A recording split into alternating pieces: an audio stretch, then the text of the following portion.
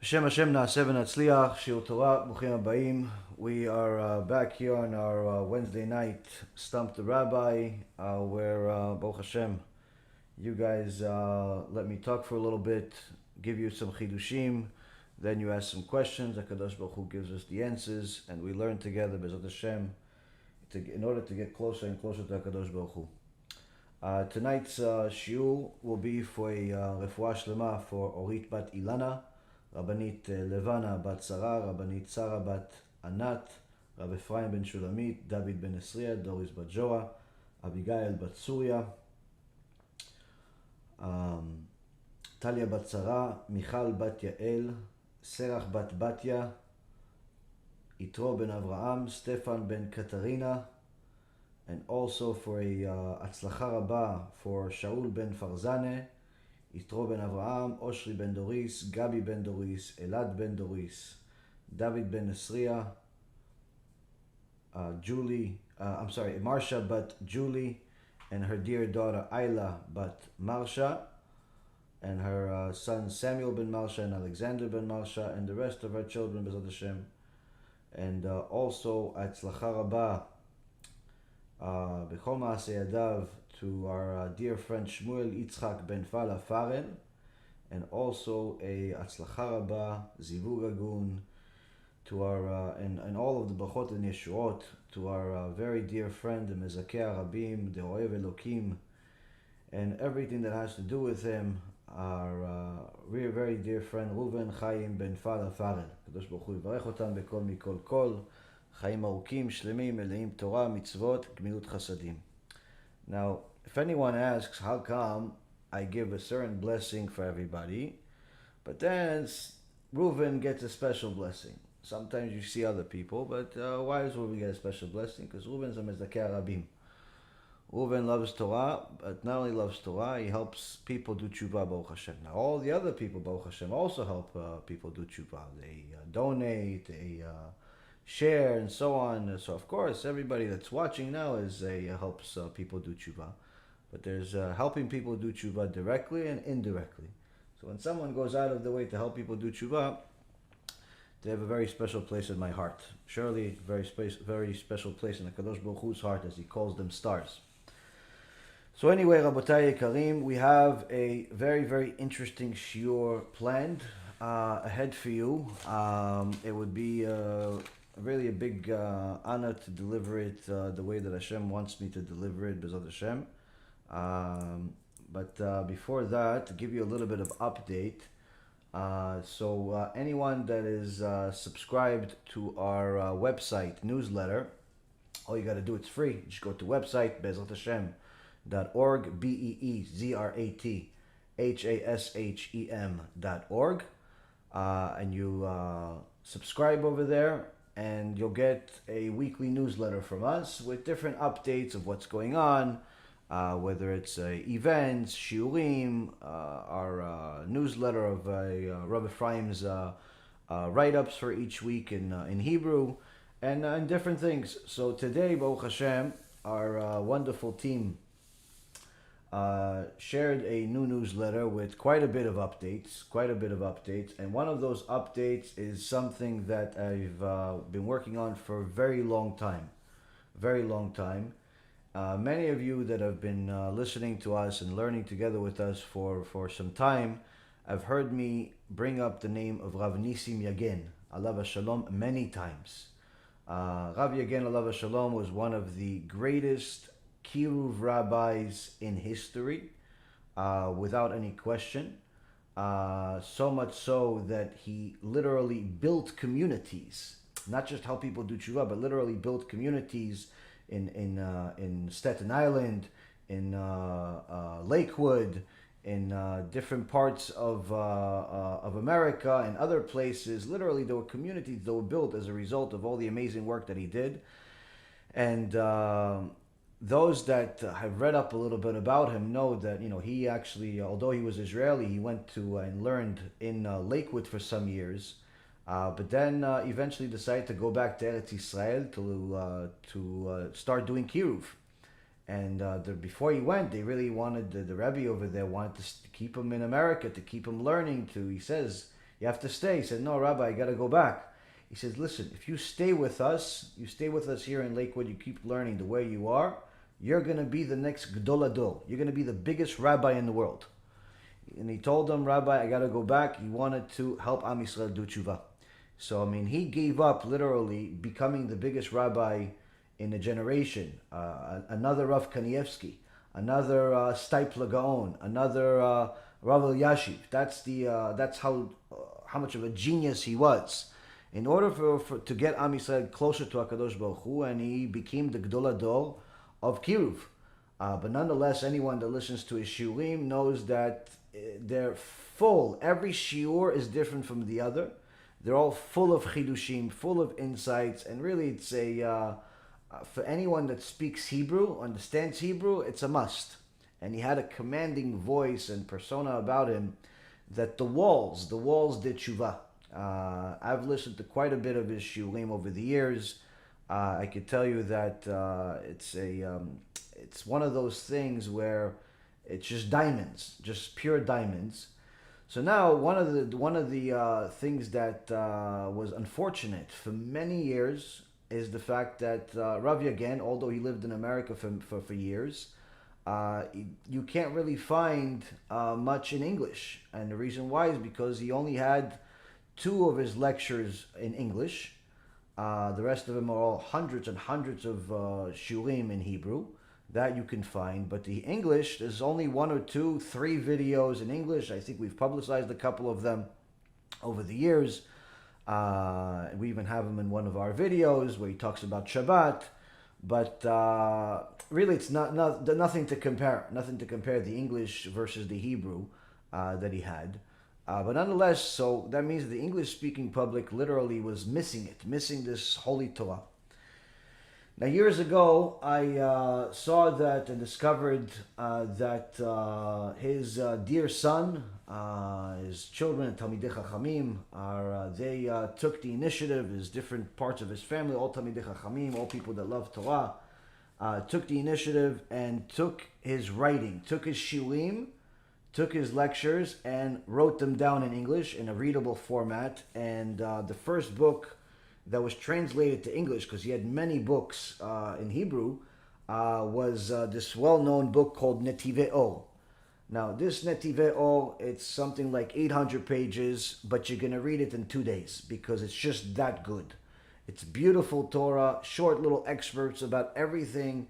It's truly unbelievable. I highly, highly recommend it. Now, before you go to the internet, before you go looking for it, I'm going to tell you, you're going to have a problem. What's the problem? You're not going to find it. You're going to find it in a bunch of places, but they're out of stock. And now you say, okay, so I'll just wait for next week for them to be in stock. No, they've been out of stock for over a year, 2 years already in America and everywhere else. No one sells the books. Worse yet, the other books that he has that were translated to English, not only are out of stock, they've never been in stock. They simply have never been in stock, and which means that there's a missing Torah out there. So we took the initiative, took the time. I contacted one of my dear friends, is actually married to his niece, to Rabbi Yagen's niece, and he connected me with Rabbi Yagen's son, and we actually have, after a lot of time and investment and so on, we decided that we need to do something for Am Yisrael, for the people that love Torah, and even the righteous goyim that want to learn serious musar, that not just in lectures but also in writings, because it's very hard to find things in text, because most of the new books coming out today, they're good, but anyone that likes this type of style of speaking in emet is hard pressed with some of the stuff that's out there today. So I knew that there's a bunch of books there to get, but no one's selling them. And Baruch Hashem, we got a sets. And in essence, what we announced today is that we now have available the sets, the complete sets of Rabbi Yagen's English books, with 2 different types of sets. One set is of 6 books, and 6 or 7 books, and one set is of 11 books. So you have this book included in it. You have the one book that's also, they're all, this is hardcover. This is Chanukah and Purim for anyone who wants to learn Chidushim for Purim. Coming up in a very short period of time, this is it. This also has the second set, the bigger set that has 11 books, has a couple of pocket edition books. One of them is Shabbat, which is truly unbelievable. You want to learn about Shabbat as far as the Musar of Shabbat and things of that nature. This is the best of the best. So anyway, there's two different types of sets. We're not selling them individually. Don't ask me, can I just buy one of them? We're selling them only as sets. And if anybody wants to have a complete shas of Musar, pretty much, from Rav Nisim Yagen, you can go to our website store, be'ezrat-hashem.org, and order yourself a set. And Be'ezrat Hashem will try to ship it out to you as soon as we can. Be'ezrat Hashem, if we see that there is enough demand, of course, we'll continue keeping the stock, up and keep bringing more. So I don't generally deal with books. The stuff that we have, that we publish ourselves, Rav Ephraim's books and things like that, we give them for free. And for anyone that's, as far as books, I usually recommend for people to go to, either to, people that I know, like our dear friend, David Yegudayev, at Ben Israel Books, or go to Art Scroll, go to Moznaim, and so on. But this is a set apparently that no one has carried for some time, and apparently no one knows enough about it. And I can tell you from experience, I've read it. It's beautiful, beautiful Torah. Something that I haven't seen in quite I haven't seen, period. I haven't seen. So the sets are now available on our website store. We're not going to become a bookstore. We're only going to deal with unique books that apparently are not available elsewhere from time to time. That's what we're doing. But again, like I said, it's only being sold as a set. We're not selling it as individually just because I don't have the staff, the manpower, nor the patience to become a bookstore. So anyway, this is one bit of news we just published today. Now, as far as the Bet Knesset, the Bet Musar that we signed a lease in, a little bit of I guess I don't want to call it really bad news. It's not really bad news, but it is a delay. After we signed a lease, we gave the money, everything was good. We started ordering a bunch of stuff, books, this, that, the other thing, whatever we needed. We were already looking at talking to 2 different companies for the ordering the customized Bet Knesset furniture and so on, and pretty much already looking at things as if we have everything in plan. And but in the process, we had to get a certificate of occupancy in order to occupy the space. This is one of the policies here in Cooper City, and I'm assuming in other places.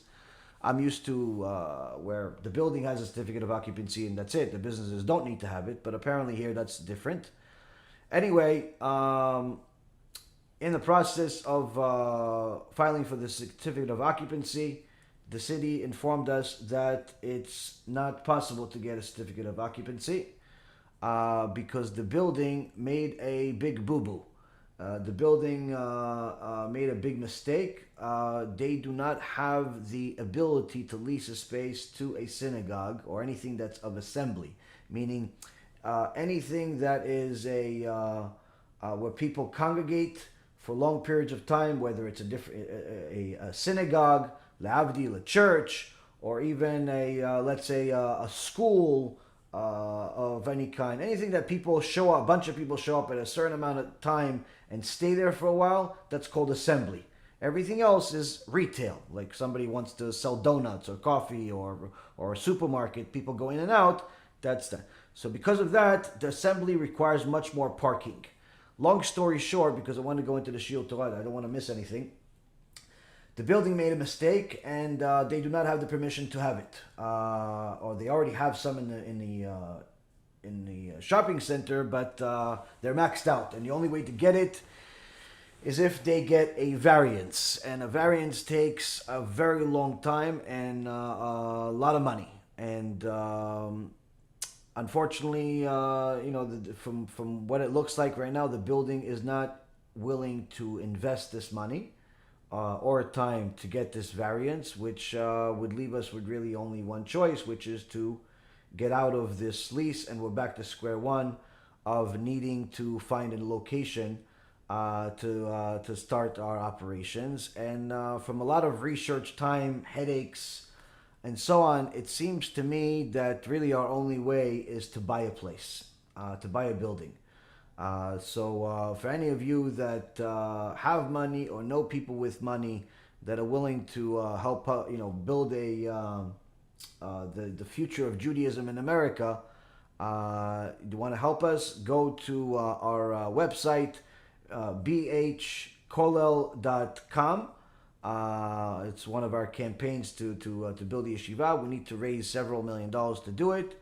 If you have $5 to donate or $5 million to donate, both are welcome. And that's actually one of the last points I want to bring up, is that this wonderful woman she sends donations from time to time, and she sends me short letters. And in her letter, she said something that really broke my heart, but in a good way, where she sent something like $60, and she thanked me nonstop. Like half the letter is thanking me for giving her an opportunity to donate, because she thought that really we would only accept big donations. And she said, thank you for accepting it and for encouraging me to do it, and so on, and telling us that it's always welcome regardless of what it is. And to me, that's worth $1 billion, not $60. It's worth $1 billion, because that's, Rachmana libabai. That's the Gemara says, HaKadosh Baruch Hu, what does he want? He wants your heart. He wants your heart. And make no mistake about it. HaKadosh Baruch Hu is not only the one that knows what's in your bank account, but he also knows what you're going to make. And he's also the one that decides what you're going to make and what you're going to have in your bank account. And he knows what you can handle and what you can't. And the reality is, Rabotai Karim, is that when somebody makes a sacrifice to donate, a piece of the hard-earned money that they have, they're donating 10%, let's say, of their income as maaser or tithe in English, on a regular basis for the sake of Torah.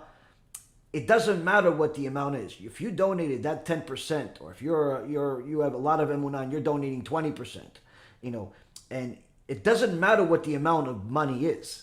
Like if your income is $10 million, or your income is $10,000, or your income is $1,000, okay?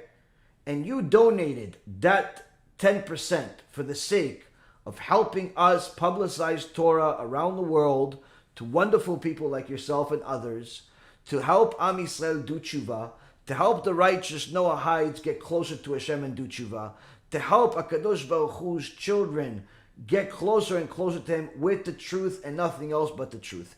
And you're giving that 10%. It doesn't matter what the amount is.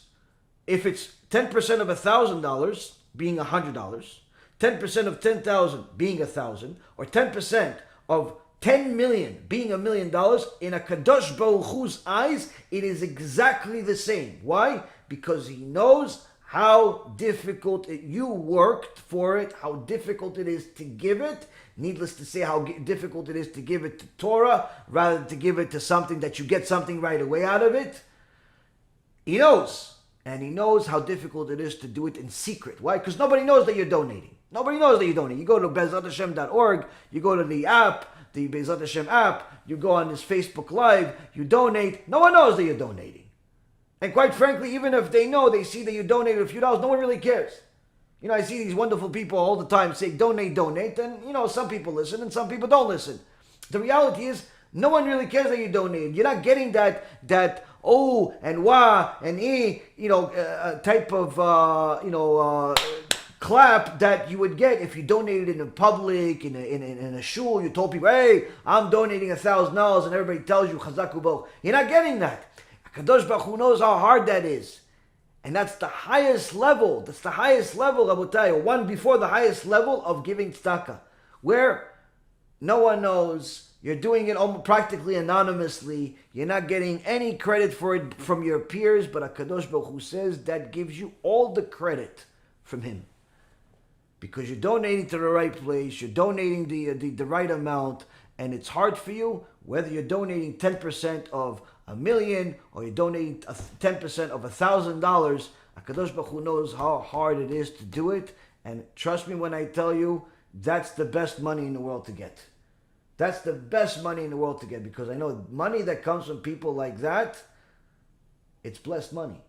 That's money that HaKadosh Baruch Hu is going to allow us to do a lot of good with. So I appreciate all of the wonderful people that donate, even the ones that don't donate 10%. But when you see that someone is struggling to make it, they're barely making ends meet, and making ends meet is different for different people around the world. Some people, it's barely making ends meet. It's $500, $1,000 a month, and some people barely making ends meet. It's $25,000 a month. And yes, it's true. There are some people I know that it's literally they're making $25,000, $30,000 a month, and they're barely making ends meet. When a person still donates that 10%, when they're struggling, when it's tough, and so on, HaKadosh Baruch Hu says, that's what I want. That's the heart that I want. So kol hakavod to all of those people that donate, and even more so to the people that really make the sacrifice, because it's partners like that that help us, Baruch Hashem, grow so rapidly over these last few years, and B'ezrat Hashem continue to grow. So like I said, we have the books out now that's available. We have the campaign for the yeshiva, so we could, B'ezrat Hashem, buy a building already and not waste any time building anything. I thought about it, buying land, buying this, buying that. Why waste time building things for several years? Let's just get the money together. It's we're probably only going to need $4.5 million for what we need, maybe a little bit more. But either way, if we need more, we can just mortgage the rest. If we can get everybody that watches my shiurim to seriously take this seriously and donate the substantial amounts, more than usual, we could easily raise $4 or $5 million. We could easily raise $4 or $5 million and actually buy something, and literally within a matter of a couple of months have it ready and do something beautiful. I personally think that the best thing we can do is to buy a church. We could buy a huge church and convert it obviously to a holy place of kedusha, of holiness, and that way we can get a 1.5 million different types of mitzvot as a result of it. Number one, you're removing idolatry from the world. Number two, you're bringing more kedusha to the world, and the list goes on, and you're not wasting any time building something from scratch, buying land, having to do all the pipes, and so on and so forth. So, but again, it's going to take everybody's involvement. We have 60, 70,000 people that say they listen to our shiurim, and there's at least 20,000 or so that listen to it on a regular basis. If every single person stepped up and donated a couple of $1,000, $2,000, $3,000, we'd be in the money. Of course, not everybody's going to be able to do such a thing. So the people that can do more, 10, 20, 30, 40, 50, $100,000, now's the time to do it. You don't want to do it? B'chava, don't do it. HaKadosh Baruch Hu is going to send it anyway. But again, I have to remind people of what the opportunities are. Now, with that being said, Rabotai Yekrim, I want to tell you a story. This story is a long story, but it's a story that you've never heard before. It's a story you've never heard before, and I know you've never heard it because it's not one of those stories that you can find in the Gemara. It's not one of those stories that you can find in regular books. It's a story that was written by one of the former Gdolei Ador, Rav Yosef Mashash, in a sefer called Nachalat Avot. Nachalat Avot is commentary on the entire Masechet Avot. Each part, each perek of Masechet Avot, he wrote a book on it, 700, 800 pages, 600 pages, big books with commentary, and it's just unbelievable stuff. And this is about 50, 60 years ago. And don't quote me on the time, but it's around that time. And anyway, in this, I have the copy of the printout of it, and but I learned this directly with my Rabbi Ephraim, God bless him, Kadosh Baruch Hu yivarech oto b'kol mikol kol, oto v'et mishpachto. And this story is a story that we all need to hear, but even more so for converts and people that want to convert. Because I hear a lot of times that, people, we deal with a lot of converts, and a lot of times people, don't know enough about what's the significance of being a convert. If you want to convert, what should be your push? People always complain, oh, it takes too long, or it's expensive, or it's this. If you understood how precious it is to be a convert, you wouldn't complain a second about how long it's going to take you and how much it's going to cost you, because you realize that you're literally getting, infinity times the lottery. So infinity times infinity once you complete your conversion and live a righteous Jewish life. On the other hand, if you've already converted and you're maybe a little bit softer today, not as strong today as you were before you converted, you have no idea what you're missing out on. You have no idea what you're wasting, what kind of blessing you have. The promises that HaKadosh Baruch Hu made to the converts, it's unbelievable. The protection, the things that he said to them. But again, it's not that every single convert they convert and they become filthy rich and popular and so on. Quite the opposite. Many converts have very difficult lives, as you'll actually see from this story. But the reward is extraordinary. As Rabbi Ephraim writes in his Kuntres Agerim, a real story that happened not too long ago about a Ger Tzedek. A Ger Tzedek by the name of Rabbi Yitzchak Yaakov ben Avraham Avinu. Rabbi Yitzchak Yaakov ben Avraham Avinu was actually a son of the mayor in a city in France. Was born non-Jewish and was very, very wealthy. His father obviously very successful, but he felt very empty and one day discovered Judaism and decided that he not only wants to convert, but he wants to commit the rest of his life to learning Torah. And that's what he did. Throughout the difficulties of learning the language, learning Torah, learning everything, he converted successfully and became an avrech. In Eretz Yisrael, and despite the difficulty financially and otherwise, he was able to learn Torah seriously and completed the Shas, which is something, without just the Daf Yomi, like a serious completing of the Shas, even more intensive than Daf Yomi, not to discredit Daf Yomi, Chas v'Shalom, but people understand what I mean when they learn the Shas. And he became someone that was well respected within the Torah community.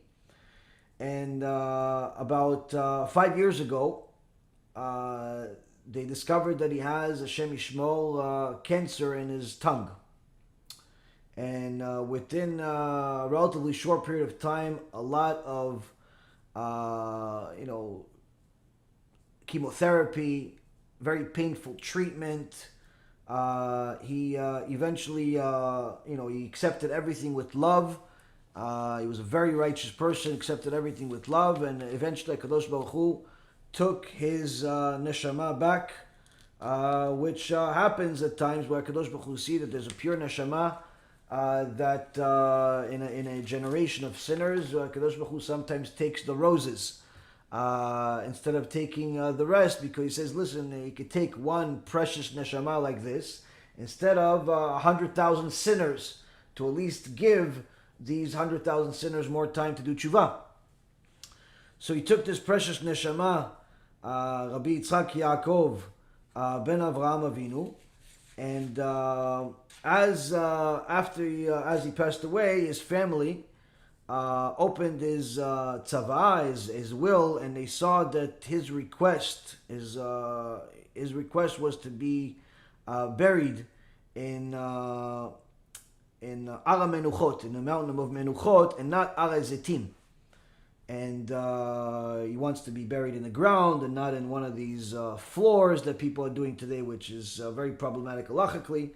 But long story short, because of the danger, because it's a different location and so on, is Chevra Kadisha said, okay, we found a place. This is all intraday. We found a place, but in order to give him the place, it cost money. It's 75,000 shekels. Now, how is a family that's poorer than poor, literally a family that was as poverty-stricken as can be, but as happy as can be, with the Torah satiating them nonstop, because that's what they learned from their father. They don't have the money. They don't have 75,000 shekels. And Chevra Kadisha, the body's over there. It's it's obviously the time is passing. We need to bury him. Where do you want to bury him? This is his last will and testament.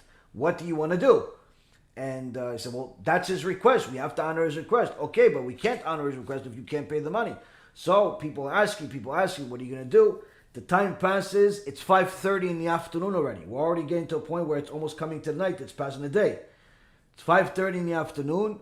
A young American guy passes by and he sees the commotion, sees a lot of people, and then he sees there's a levaya. It's a funeral, and he says, "What's going on? What's the commotion about?" And they say, "Listen, this tzaddik, Talmid Chacham, his last request was for him to be buried in Ala Menuchot, and but it costs $75,000. We don't have the money. Poor people, we don't have the money." He says, "Hold on a second. This young American kid doesn't know who he is, doesn't know nothing. He himself just came to yeshiva to learn some Torah. He calls his Abba in America. He's like, Abba, listen, I know you're busy. I'm sorry, but listen, there's a very unique situation here. There's a convert. That just died. He was a very righteous person. I don't know him, but people speak very highly of him, and we need to get money to bury him. And I learned in yeshiva that we have to love the converts like you love a Kadosh Baruch Hu. So we have an opportunity, Abba. What do you think?" Is Abba on the spot? Says, "Okay, tell him, give me the wire instructions. I'm wiring 50,000 shekels."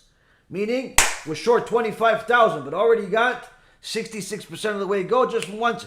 The community got so riled up that what miracle just happened, 50,000 came from nowhere, that everybody riled up. Everybody started knocking on doors. Literally within moments, they gathered up the other 25,000, and they fulfilled his last request to be buried among the tzaddikim in Ala Menuchot. And HaKadosh Baruch Hu fulfilled his promise to a poor in money tzaddik, but rich in mitzvot and merits, by not only fulfilling the commitment and the promise that he says to the converts, "I'm going to give you bread to eat, I'm going to give you food to eat, I'm going to give you clothes to wear," but also a very honorable grave. And that's what he got. Kadosh Baruch Hu promises, and his promises are never broken, Rabotai. They're never broken.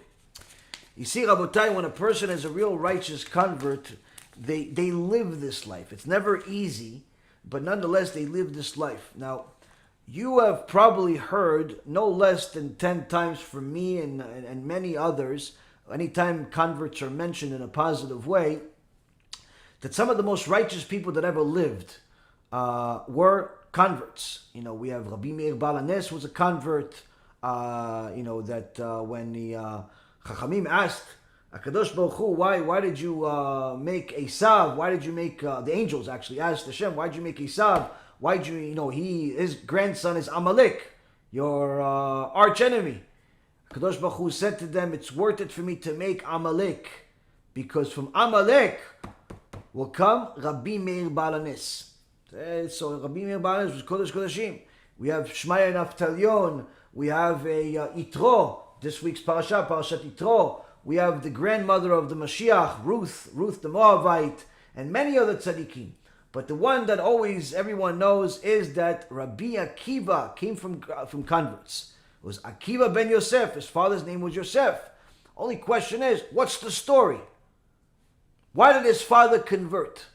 Who is his father? Does anybody know?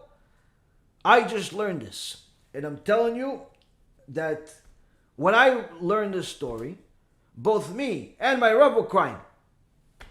That's how beautiful the story is. And I'm going to tell you that. And I'm telling you, I know you have questions, but it's worth it to hear the story.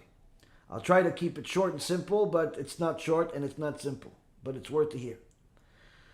So who was Rabbi Akiva's father? How did he get to where he got to?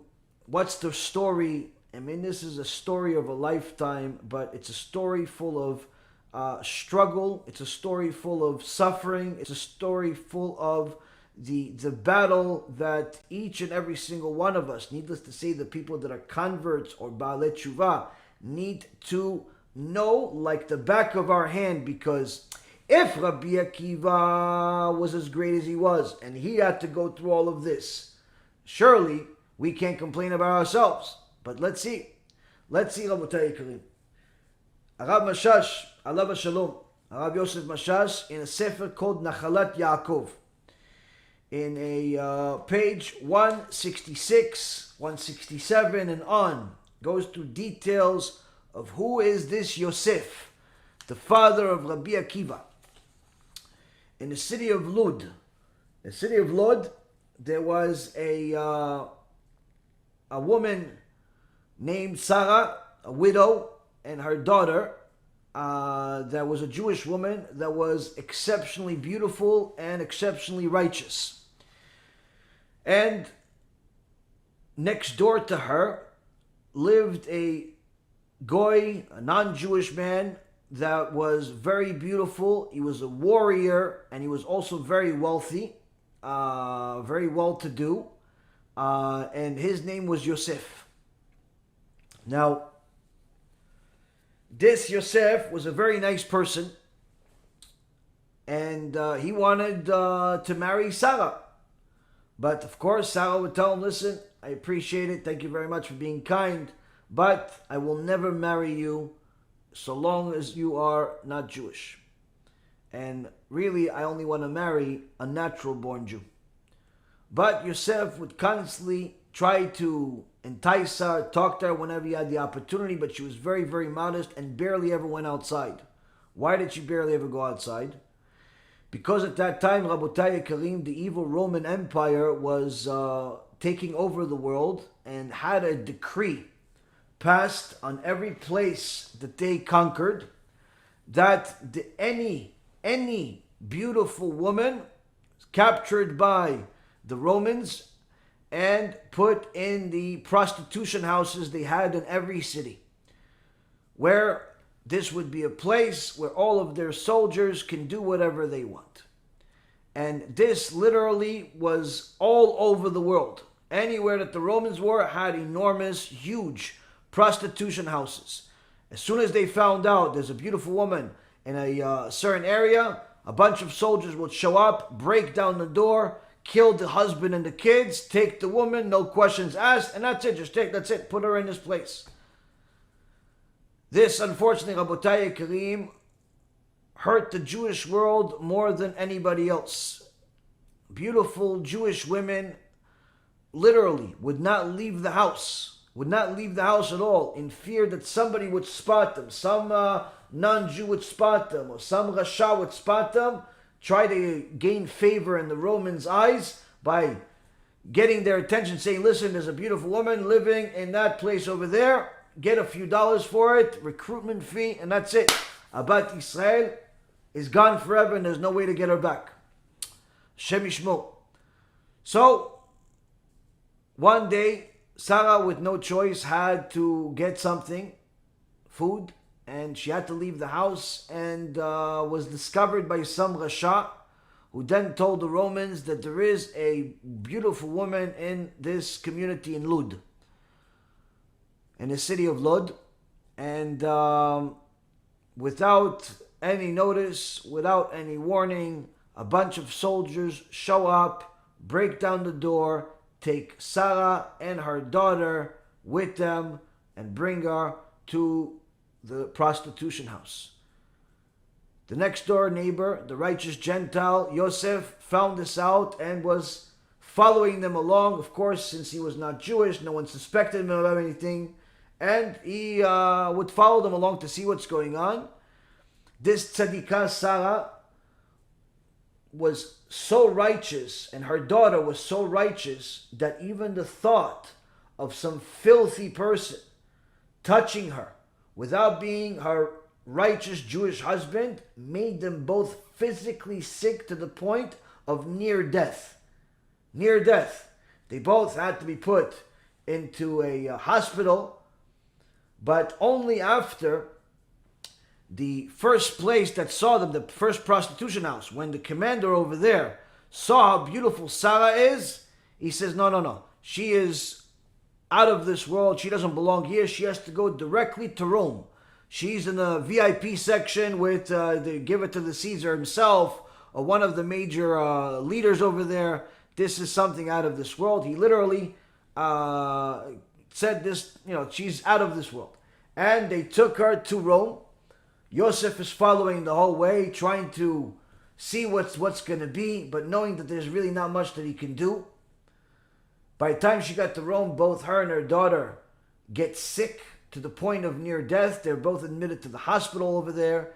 And Yosef, the righteous Gentile, comes every day and tries to feed them and take care of them the best that he possibly can. But again, he knows that as soon as she gets healthy, they're going to take her to the prostitution house, which is the same thing that happened to, in the Gemara, Masechet Ta'anit, Rabbi Chanina. Rabbi Chanina ben Dosa had two daughters. One of them was Bruria, which married Rabbi Meir Baranes, and another one of his daughters, she was very beautiful, but because she showed her beauty just literally 1 second, she enjoyed that someone enjoyed her beauty for a second, Hashem punished her, and the Romans put her in one of those prostitution houses and nearly took her. But Baruch Hashem, Rabbi Meir Baranes, he saved her with a miraculous story. We'll talk about another time. So we have these two righteous women in the hospital, a righteous Gentile, trying to take care of them to keep them alive, but at the same token knowing that if they die, they may even prefer that, rather than going and becoming, public property, Hashem Yishmor. So one of the days that Yosef leaves the hospital, he sees that there's a whole entourage of soldiers walking in the, going through the streets with their horses. And then he sees there's a very honorable person somewhere in between them, and he looks and he sees, that is the Caesar's, the king over there, his son. It's his son. And he says to the people, to the soldiers, where are you going? Where are you going? He says, we're going hunting with the Caesar's son. He says, Your Highness, he talks to the Caesar's son, Your Highness, I'm a master hunter, a warrior. Please, let me join your honor. He says, sure, give him a horse, and let's go.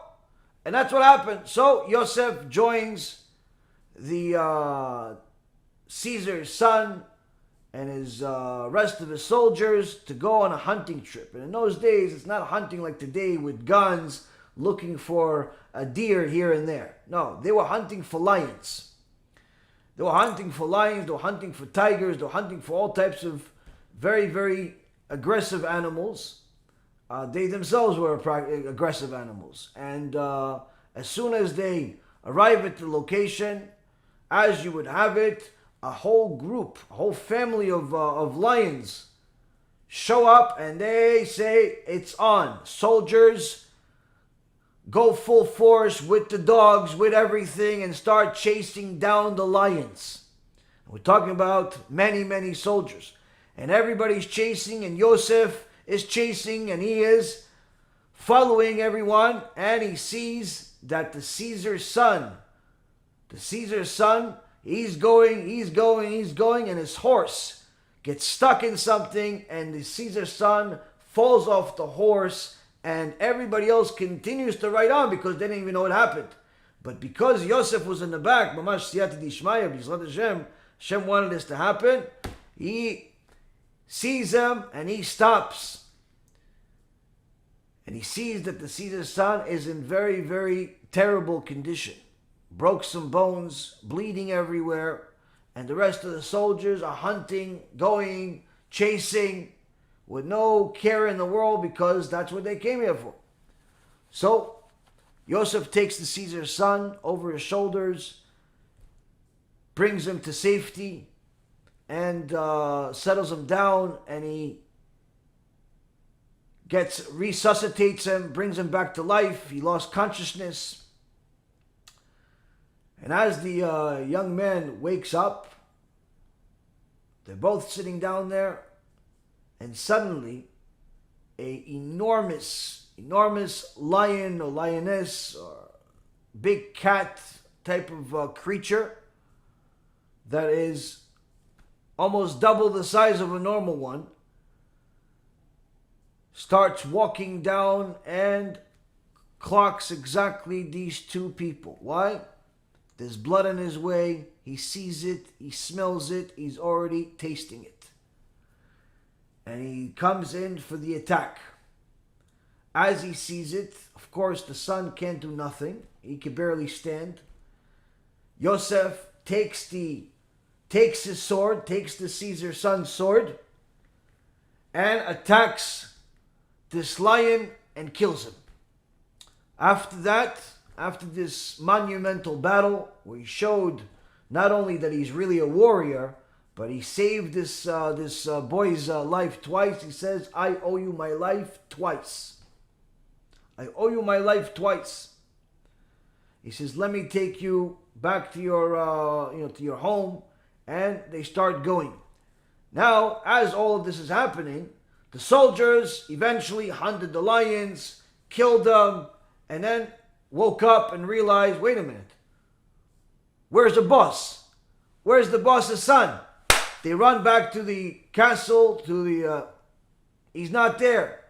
They tell the king, tell the Caesar, I'm going to kill every single one of you and your families in a strange death.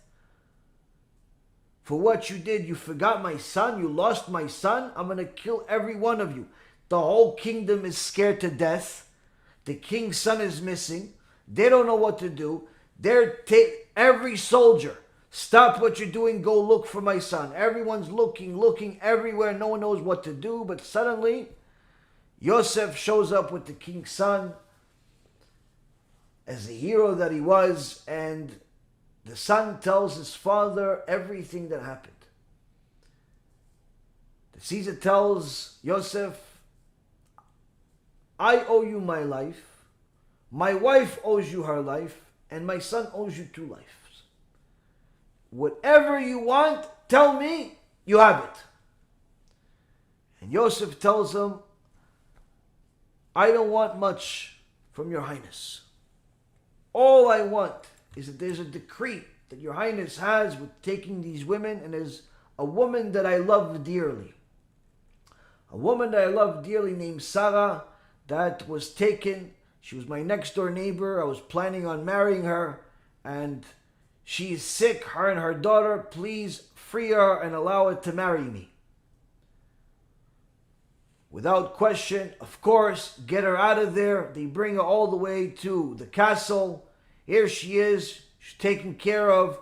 After she's back to herself, the queen gets a chance to meet her. And Sarah, the righteous Sarah, says to the queen, please, your highness, please listen to me. She says, sure. She says, I live in Lod. We are Jewish people. You have to understand what they're doing to us. There's a decree, a mistaken decree that has caused a disaster for my people and really for all of civilization, where the Romans are taking married women, different women from their homes and raping them and turning them into prostitutes. This is a horrible thing, and the queen hears this, hears the details of what's happening, hears that women are committing suicide. Righteous Jewish women are committing suicide as soon as they find out that the Romans are coming and they're going to be one of the people that is going to go and become a prostitute. They're committing suicide instead of becoming a tool that these filthy people want to use. And the queen hears this, and HaKadosh Baruch Hu opens her heart, and she starts hysterical crying, and she says, I promise you, this will be cancelled. And Sarah, the righteous Sarah, got the Caesar, the king over there of Rome, the one that was the most powerful person in the world at that time, to cancel this vicious decree for all of Am Yisrael. Not only that, but any Jewish woman that was in a prostitution house was freed immediately, and he eventually canceled the whole thing. So now, as this happens, of course, Baruch Hashem, she's back to herself, she's back to good health, and they start traveling back. And Yosef, on the way back, says to Sarah, okay, so when are we getting married? And Sarah looks at him and says to him, listen to me. I appreciate you beyond your imagination. I even love you for all of the things that you did. But I cannot marry you so long as you are not Jewish. Because what difference is it if I marry you as a non-Jew than me being a prostitute for a bunch of non-Jews to take me? What difference? In the eyes of Hashem, I'm still a sinner. I cannot be. Of course, in the other sense, it's against my will, but here it's for my will. It's worse. It's worse. I'm choosing to be intermarried. It's worse. Yosef says to Anu, come on, convert. What do you mean convert? I didn't show you I love you. She says, it's not about that. I even care about you, but it's not possible. I cannot touch you, nothing, ever, until you convert. I wasn't even thinking of marrying a convert, but now showing how good you are, I would want to, but I cannot do it. He said, okay, fine, so I'll convert. She says, no, hold on a second. I don't want you to convert for me or anything. I want you to make sure you convert and you're going to learn Torah. You're going to learn Torah for at least a year before we get married. He says, no, Sarah, now you're killing me. He says, please do it. And she entices him and she tells him and talks to him and he says, okay, I'll do it. So he goes and he starts learning under one of the Gedolei Ador, Rabbi Dosa ben Holkinus. Rabbi Dosa ben Holkinus was one of the Gedolei Ador, and he starts teaching them, and little by little, he has his heart opened up where he starts realizing how beautiful the Torah is, how amazing the Torah is. He has a Brit Milah, he dips in the mikveh, he completes his conversion, but he still needs to learn more Torah in order to meet our requirement. He is converted already. He's already a Jew, but still not married to her. Now, 2 years have passed, but at this point, the Rav comes, Rabbi Dosa ben Holkinos gives a shiur. What's the shiur? About converts. And he says, you know, that even when someone wants to convert to Judaism, we're not Christianity, we're not missionaries, we're not, just take anyone. They have to have in their mind that they're not converting for any person or money. They're converting for Shemaim. They're converting for the sake of Hashem. They're converting to honor Hashem, to fulfill the entire mitzvot. Or else, it's a questionable conversion. Now, at this moment already, Yosef has fallen in love with the Torah. He's fallen in love with the Torah, but now he has a very serious problem. Why? Because initially, he was converting for the girl. He was converting for Sarah.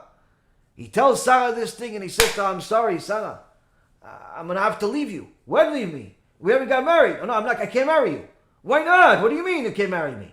She says, listen, you can't marry you. Why? I don't want to jeopardize my conversion. I don't want Hashem to say, oh, listen, your conversion is babkis because you converted for the girl. So if there's even a chance of my conversion not being counted, I said I can't do it. As much as I love you, I can't do it. Sarah runs to Rabbi Dosa ben Holkino. Says, Rabbi, what's going on? Please tell me what's happening. So the Rav looks into the things and he says, so he is a righteous convert. If he just learned Torah, doesn't mean that he's a righteous convert. If he succeeded to convince the Beit Din, doesn't mean he's a righteous convert. But if he's even to such an extent that he's willing to give up the girl that initially gave him the spark to start this whole thing, he's willing to give her up, he's a righteous convert. He says, Yosef, you have nothing to worry about. Go ahead and marry her, and Be'ezrat Hashem, you have a lot of atzlacha. Sounds like a wonderful, happy story. But the story continues just like life does.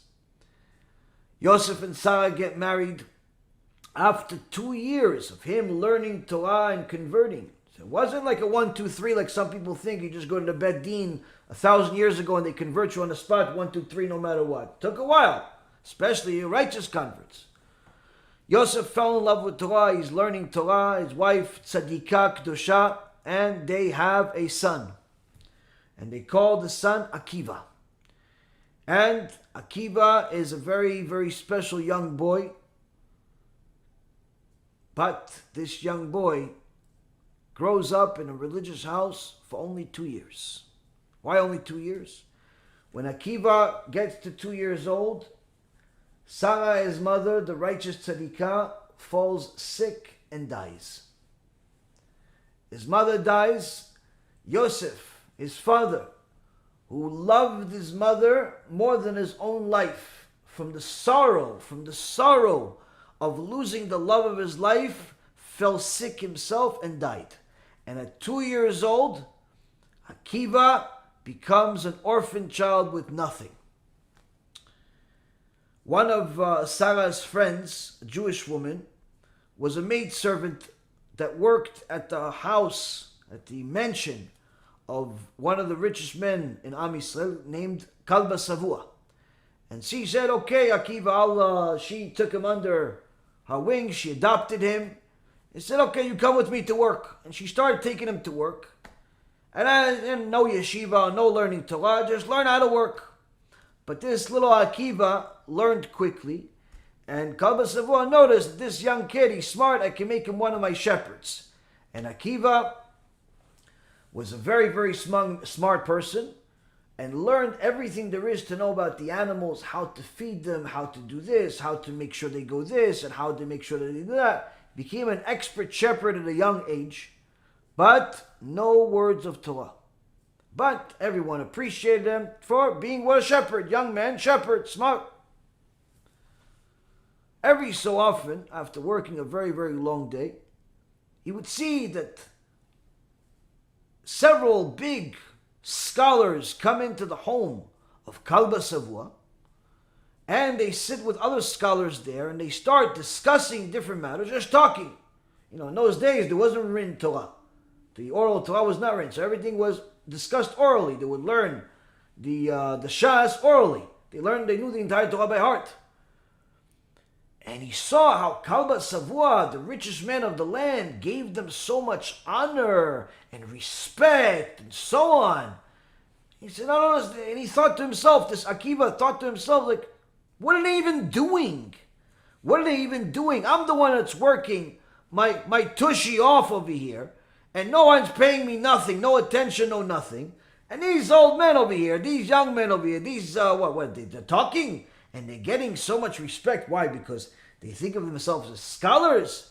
And as it says in the Gemara Masechet Pesachim, page 49b, says that Akiva developed a hatred for Torah scholars.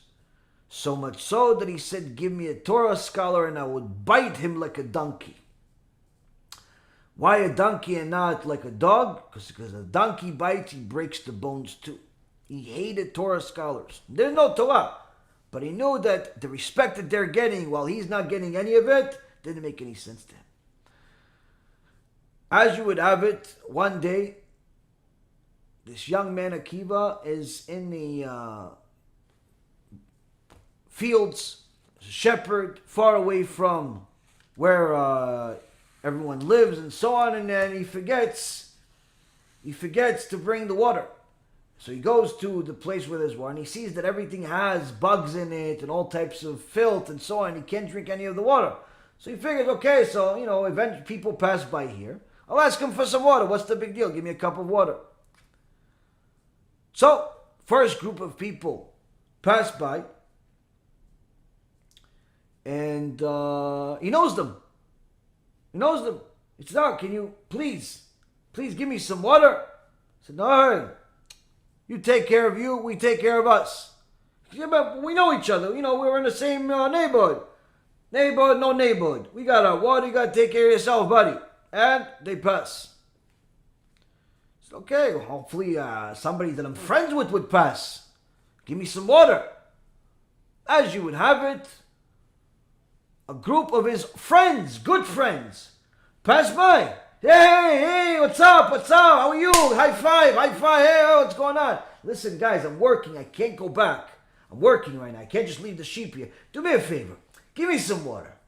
Oh, Akiva, now, hold on a second. Now you're playing yourself. Hold on a second. Whoa, hey, we're buddies, we hang out, but come on, we're far away from home. I can't just give you my last water. What if, no, I can't, I'm sorry. But come on, I'm thirsty, I can't go back. Listen, Akiva, we're friends, but up to here. There you go. This Akiva says, I'm going to die out here. I'm going to die. I don't have enough to drink. What am I going to do? Can't, even if I wanted to bring the sheep, by the time I get home, it's going to take too long. I need something. And then he sees a third group. And among them is a Talmid Chacham named Hanina, the father of Rabbi Yehoshua. Rabbi Yehoshua ben Hanina was one of the Gedolei Hador. Here is his father. And as they pass, you see, the people that are with him, Akiva is trying to get their attention, but no one's paying him any attention. So Hanina sees this, goes, you guys should be ashamed of yourself. There's a young Jewish boy over here. You're not paying attention to him? Stop it. They stop. They let him off. And he comes to him. Yes, my dear son, what do you need? He says, can I have some water, please? And at this point, he's visibly dry, thirsty. Of course, here, he gives him as much as he wants. Not just a cup. So then Akiva says to Hanina, he says, please, now that you gave me water and I got back to myself, could you please explain to me, why are you the only one that paid attention to me? I mean, I had people that I know that didn't pay attention to me. I had people that I was friends with, they didn't listen to me. And even some people next to you, nothing, only you. Hanina says to him, I am the father of Rabbi Yehoshua ben Hanina. He's a big rabbi. And I learned Torah. And I learned that ואהבת לרעך כמוך זה כלל גדול בתורה. You must love your fellow like you love yourself is a very, very big ruling in the Torah. And this, Rabotai, for anyone who learns Gemara, what did you just pick up now? You picked up that actually Rabbi Akiva used to teach this. Where did he learn it from? This day. He learned it on the day that Amash Hanina, Hanina, the father of Rabbi Yehoshua, taught him this. ואהבת לרעך כמוך זה כלל גדול בתורה. That you love your fellow like you love yourself is a big rule in the Torah. So now, Akiva is at a predicament. He says, hold on a second. All this time I hate these Torah scholars. All this time I hate these Torah because they get respected and all that stuff. But wait a minute, maybe I'm wrong. Because people that I know that are ignorant like me, they let me die over here. My friends, my buddies I hang out with, they said, nah, listen, go fly kite. If it wasn't for this Torah scholar, I'd be dead in the streets right now. No one cared, and only reason why he stopped is because he himself is a Torah scholar. Unbelievable. Maybe I should learn this Torah. But how am I going to learn Torah? I'm already older. I didn't go to yeshiva. I don't have a parent. What am I going to do? And one day, he passes by one of these rivers and he sees that there's a huge rock with a hole in it, a perfect hole in it. He looks at the hole and says, wow, must have been a big expert made this hole. He sees other people there. He says, ooh, who's the expert that made this hole? He says, what are you talking about? What expert? He said, that hole in that big rock. He said, no expert did that. He says, how did it happen? He says, the water. The water keeps hitting it, one drop at a time, and eventually it corrodes the rock and it makes the hole. Rabbi Akiva had a kal vachomer idea. What's the idea? He said, well, hold on a second. If the rock that's as hard as a rock, could actually have a hole as a result of the soft water, then my brain that's soft, why wouldn't it be able to get the Holy Torah? The Holy Torah. That's soft itself, that's fire. And he realized maybe I should go and give it a shot and learn Torah. So Rabbi Akiva started figuring out, well, I'm going to learn Torah. He doesn't know where, doesn't know how, doesn't know this, but at the same token, he works all day. And as you would have it, time passes, he gets married, he has a kid, and he keeps praying to Hashem and says, I want to learn Torah, but I don't know where, how, and how. I need to make money. And of course, the wife is not going to let me. So one day, HaKadosh Baruch Hu takes his wife, his first wife. She dies. He says, now, even more so, he starts crying to Hashem, saying, how am I ever going to learn Torah? Before I knew that my wife is not going to let me learn Torah, because I have to go make money. But now, I don't even have anybody that would even say yes or no, or even let me do it, because now I have to support my son. He's almost 10 years old. I'm going to do it. And he started crying to HaKadosh Baruch Hu that he wants to learn Torah, but he doesn't know how he's going to learn Torah. And as you would have it, HaKadosh Baruch Hu hears our cries, and he says, you want to learn Torah? I'm going to make it possible for you. What do you need? Somebody to support you, somebody to tell you, go do it. I'm going to send you. Who? Your boss's daughter. Kalba Savua had a daughter that was as beautiful as can be. Young, 18-year-old kid, righteous tzadikah. She sees that one of the employees of our father, the shepherd that cleans the horses, he has very good traits on him. He's very kind, very nice, very this. And she says to him one day, listen, if you promise me you're going to learn Torah, I'm willing to marry you. Because she figured herself, he already has good traits. So what is he missing? Torah. He already has good character traits. With Torah, he can become a big tzaddik. I want to do it.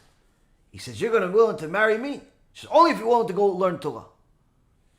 He saw his own prayer be fulfilled. Why? He wanted to go learn Torah. But how is he going to learn Torah? This girl says she's going to learn Torah.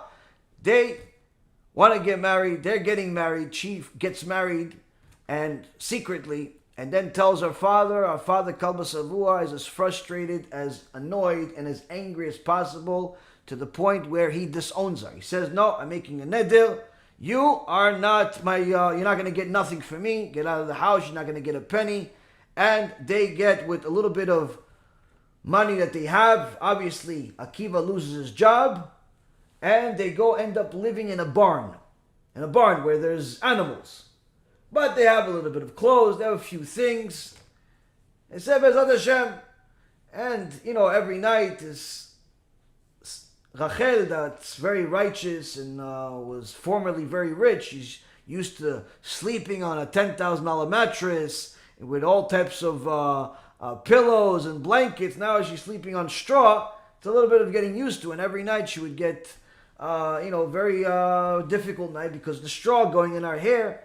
And Akiva would take out the straw out of her hair and say to her, I promise you that if I ever become rich, I'm going to buy you the crown called Il Shel Yerushalayim. There was a special crown that had been crafted in a very, very unique way, showing the entire city of Yerushalayim in diamonds. Very, very expensive crown. And he says to her, as he's taking out the straw out of her kisui rosh, I'm going to get you this crown. I'm going to get you this crown if I ever become rich. And that gave her some comfort. They fall asleep. That night, they fall asleep. Tough times, right? Times are about to get tougher.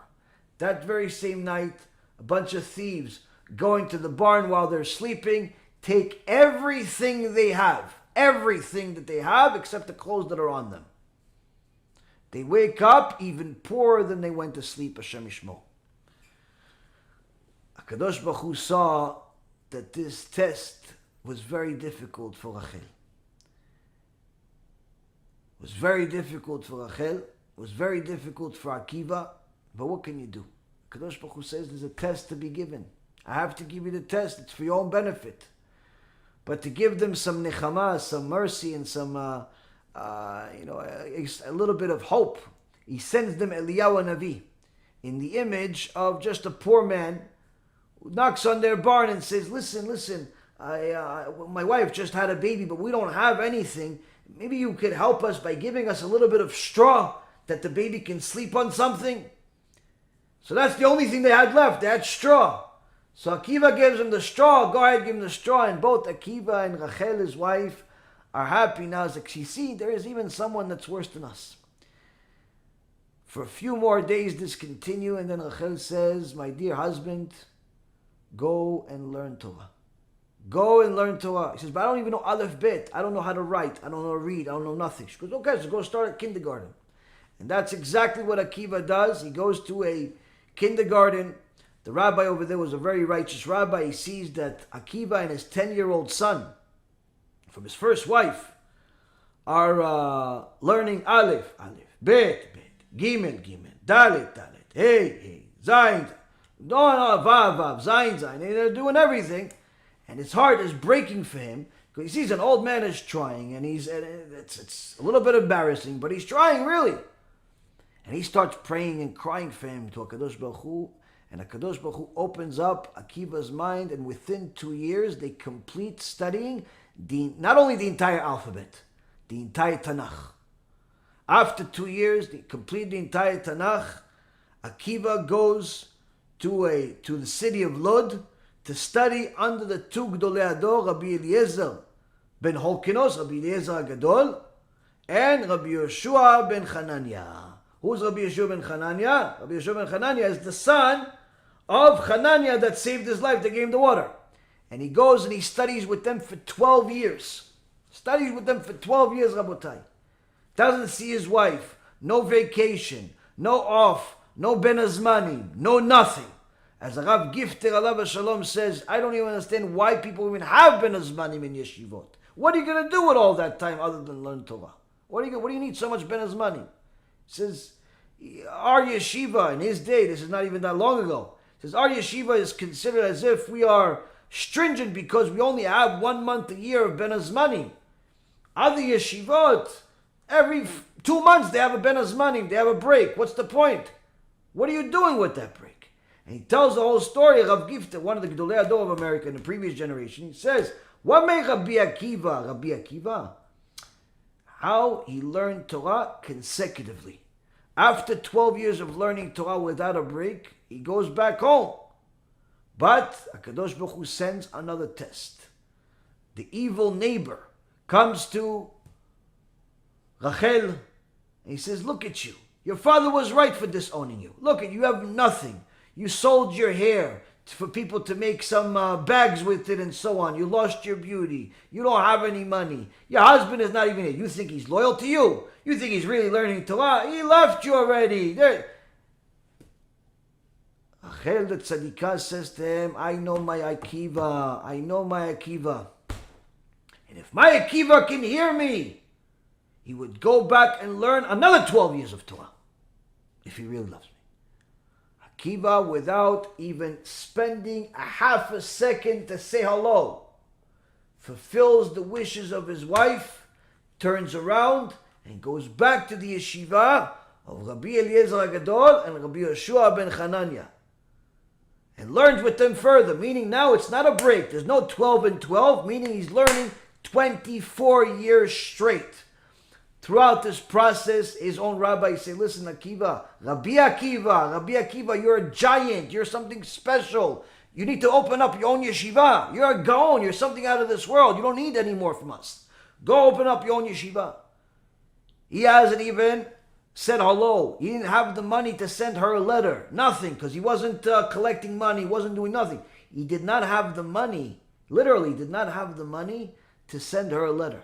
He would learn day and night without any breaks until he collapsed. And then start again until he collapsed. And every so often somebody would give him a piece of bread. He would do very, very minimal work, just enough to get a piece of bread so he could survive the day and immediately go learn Torah.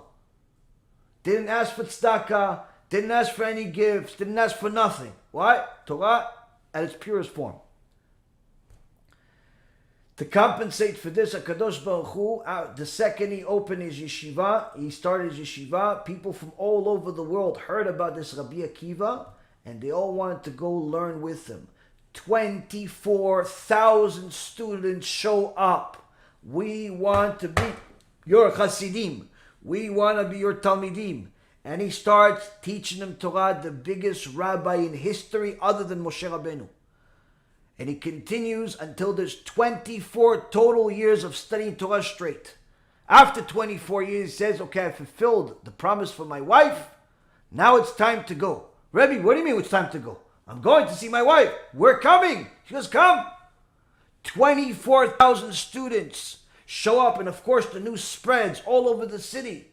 The Gdol Ador is coming. The biggest rabbi in the world is coming. Rabbi Akiva is coming. No one knows who. No one saw. There's no Facebook. There's no news. Nothing. There's a big name. There's the biggest tzaddik in the world, biggest rabbi in the world. No one knows that he's Akiva. That used to be a shepherd working for Kabbalah Savua. No one knows any of this, including Kabbalah Savua.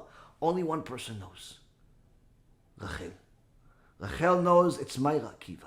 It's my Akiva that's coming. I want to go see the tzaddik. 24,000 students show up.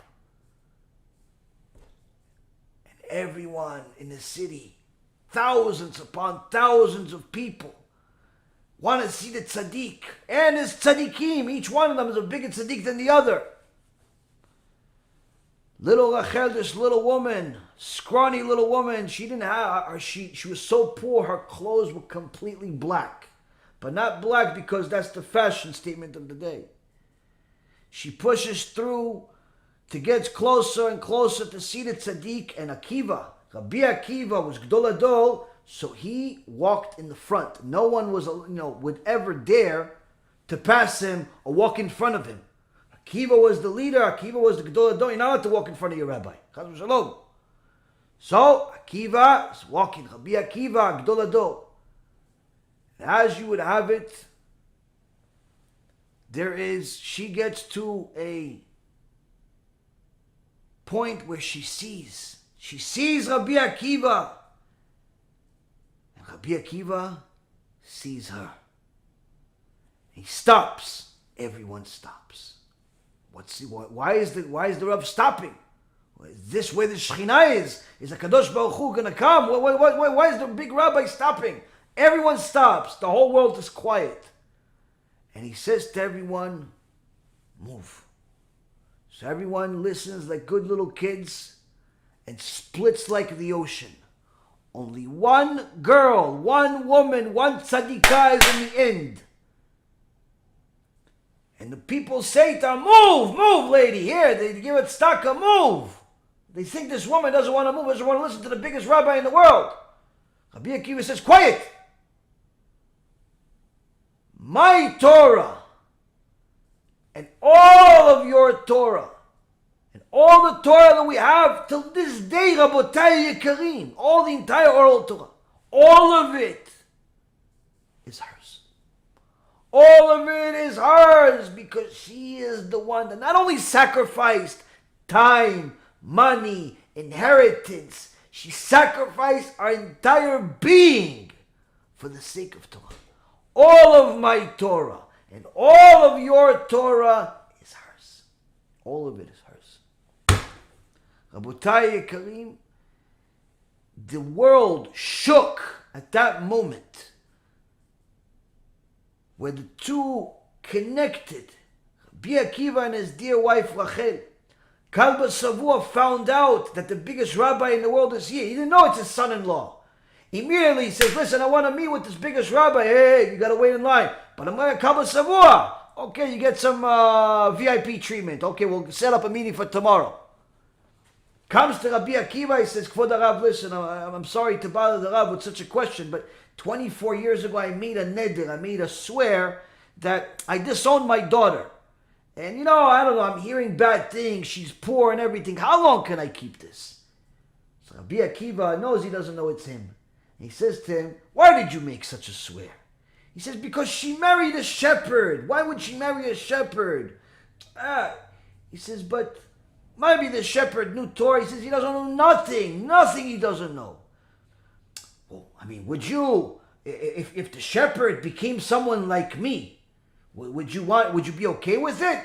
He says, Rabbi, if the shepherd even knew, Bereshit bara Elokim et hashamayim ve'et haaretz, one pasuk in the Torah, if he knew the first verse in the Torah, if he knew anything, he didn't even know how to pray, the shepherd. If he knew a single verse, I wouldn't care. The big rabbi, he says to him, I am the shepherd. I'm your son-in-law. Your swear, your neder is null and void. Why? You made it under the wrong pretense.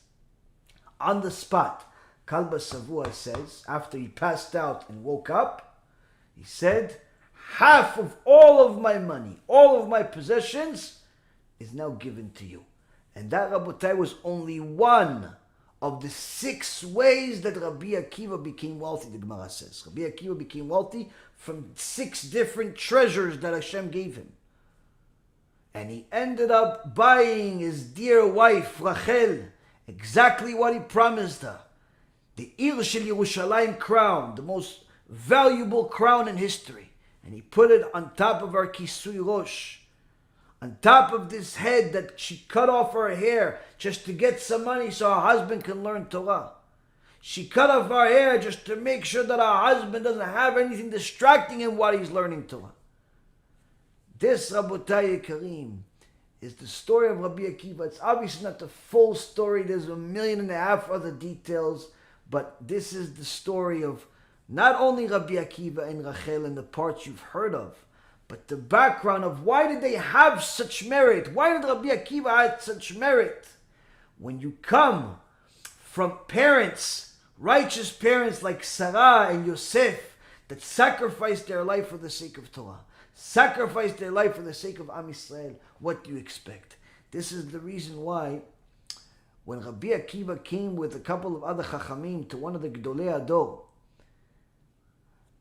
he told them, each one of them got a blessing, but Rabbi Akiva, he says, you are the Akiva, you are the Rabbi Akiva that is known in every corner of the world.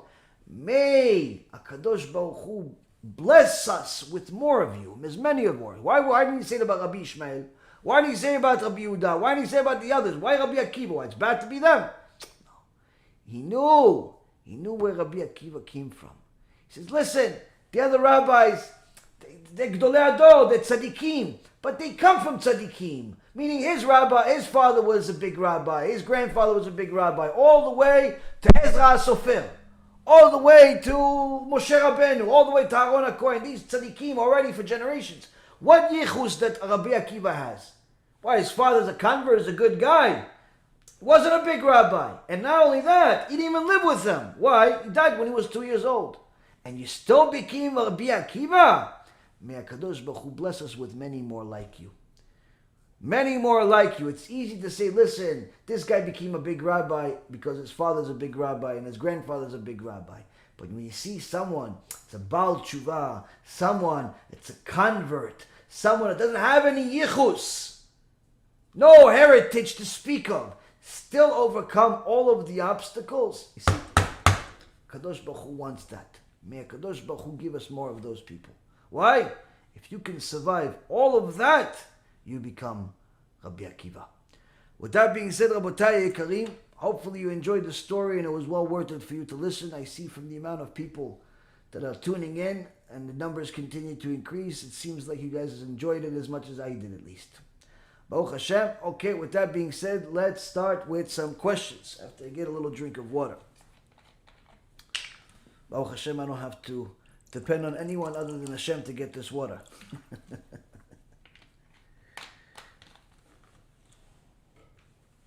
I already made a blessing before.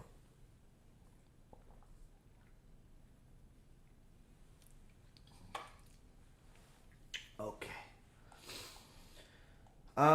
Let's see. Can a Jew go to a Super Bowl party? No. A Jew should not go to a Super Bowl party as it's considered Moshav Letzim, a place of clowns. A place of clowns, a place of mockery.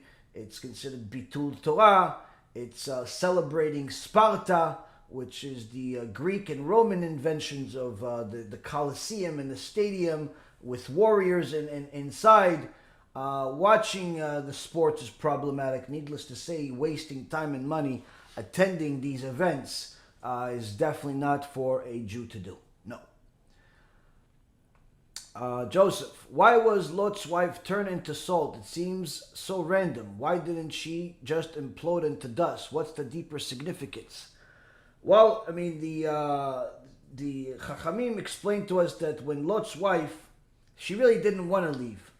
And Lot's wife was not fully committed to doing the will of Hashem, and that's the reason why she looked back, because she thought that she's going to miss this other world. She wanted to stay in the world of materialism and sin and so on. So HaKadosh Baruch Hu turned it into something that is a bitter, just like, or not good, salty, just like she was salty over the action of following the will of Hashem. And I'm sure if you look at the Midrashim, there's many other Divrei Torah and thoughts about the specific issue. The real reason of everything is that was the will of Hashem. Why Hashem picked this over a million other things, there are different Chachamim that will give you reasons like I just said, and many others. Yaakov, why do I have the merit of being born Jewish? Well, apparently your neshama was part of Klal Yisrael at Mount Sinai. So you were at Mount Sinai, and you were one of the people that Kadosh Baruch Hu gave the Torah for in this week's parasha, Parashat Yitro. And anyone that received the Torah, Kadosh Baruch Hu says that you are my people, you are my chosen people, and He will go till the end of the world to make sure that His people will always exist, and His people will get as many opportunities as possible to fulfill their purpose in the world. Now, the reason why you and I and everybody else that's watching this shiur are still in the world is because we have not fulfilled our purpose in the previous lives that we've lived in, not during Matan Torah, the time we got the Torah, and not during the reincarnations that came thereafter. And we had to be reincarnated again in order to finally do complete tshuva and fulfill our purpose. So the fact that you have the ability to be the chosen one, to be one of the chosen people, is a extraordinary thing that Kadosh Baruch Hu says. Out of the entire world that has not only 8 billion people today, but billions upon billions upon billions upon billions of people throughout all of history, you are my favorite. You are my favorite. You are my chosen. You are the reason why the world exists. Why? Because you fulfill the entire Torah, or have the ability to fulfill the entire Torah. So when HaKadosh Baruch Hu says, I created the entire world for the Jewish people, and you happen to be one of them, there's nobody else in the world that is richer than you. What is different, Same Yaakov? Okay, what is different between Gehenom Elyon, Gehenom Tachton, the upper Gehenom and the lower Gehenom? Well, first and foremost, the lower Gehenom is physical. It's a physical place, and the upper Gehenom is a spiritual place. The second thing is size. The size of the two is different. The one that's in the world here is limited in size, and the second one in the upper world has no size, meaning it continues growing. There are other things that are different, but for the sake of time, this is enough of a talk about it. Yara Petridge is asking, are these Sephardic or Ashkenazi books, referring to the books that by Rav Nissim again? They're neither Sephardic nor Ashkenazi. They are Musar, they're Torah. They're applicable for all of Am Yisrael that wants to learn how to fulfill the will of Hashem, whether it's through ethical behavior, whether it's through emunah, whether it's through honoring Shabbat, learning about the holidays, and so on and so forth. It has nothing to do with Ashkenazi or Sephardi. If you're asking whether Rav Yagen was Ashkenazi or Sephardi, he was a Sephardic Rav, but he also learned with Gdolei Ador that were Ashkenazi. But not one or the other actually matters when it pertains to the learning itself. The learning itself is for all of Am Yisrael. David, if a Jewish woman was married to a goy and now she left him, is she required to cover her hair? Very good question, David. A Jewish woman that marries a goy is not considered married according to the Torah. She's just considered someone that's sinning by what we call intermarriage, but it's not actual marriage. She's sinning with the goy. Civil marriage is completely inconsequential and not considered as anything in Judaism. The children that a Jewish woman has with non-Jewish people are not considered that his children. They're only considered her children, but nonetheless, they are obviously children of sin, which is many times problematic. The neshamot tend to be a little bit more difficult, as far as the way they are, their attitudes, their connection to the Torah, but also many of them are the ones that help their parents do tshuva, as one of the prophecies that's mentioned in the Gemara, Masechet Sotah, page 49, and also Masechet Sanhedrin, that at the end of days, that the children will help their parents do tshuva. Many times it's the children of intermarriage, where the woman that was Jewish married a non-Jew, so in essence the children are Jewish halachically. Many times it's the children that eventually do tshuva, as I've seen with my own eyes, with many of my students that are products of intermarriage. They help their parents do tshuva. They help their parents come back to Hashem as a result of them overcoming their obstacle and connecting to Torah, even though they never learned Torah from their parents. But as far as a Jewish woman that marries a non-Jew, a goy, she is simply sinning. She's not considered married to him, and therefore she does not need to cover her hair after leaving him. She just simply needs to do tshuva, never ever be together with him or any other non-Jew, get married to a Jewish man that's righteous, that keeps Shabbat, learns Torah and so on, and then cover her hair with a mitpachat and bring, Bezat Hashem, more Jewish children to the world. Ethan, question is, does a Jew have to pay taxes on the cash he makes? Number 2, is a Jew allowed to do legal loopholes in business to save money? Okay, so question number 1, as far as a Jew have to pay taxes on cash he makes, if that is the rule of the land, then yes, he does. You're not allowed to violate the rule of the land because you're Jewish. Quite the opposite. Many times, Jews think that they could, beat the system and they're allowed to do it because they're chosen. You're only chosen for the Torah that you follow and the Torah that you learn. Not chosen because your mom happens to be Jewish and you think that you could just take advantage of non-Jews. It's quite the opposite, where taking advantage of non-Jews or violating the law of the non-Jews is more problematic than even violating the laws of the Jewish people, because violating the law of the Jewish people, they will criticize you in accordance to the Torah. But violating the laws of the non-Jews also makes all of the Jewish people look bad and becomes chilul Hashem, becomes desecration of Hashem's name. So that's something a person should never do. If a person makes a living, he gets paid as a business. If it's a business, not just somebody gave you, $50 or $500 as a gift. Somebody is selling something and makes cash. If the rule of the land is for you to pay taxes, then yes, you have to pay taxes.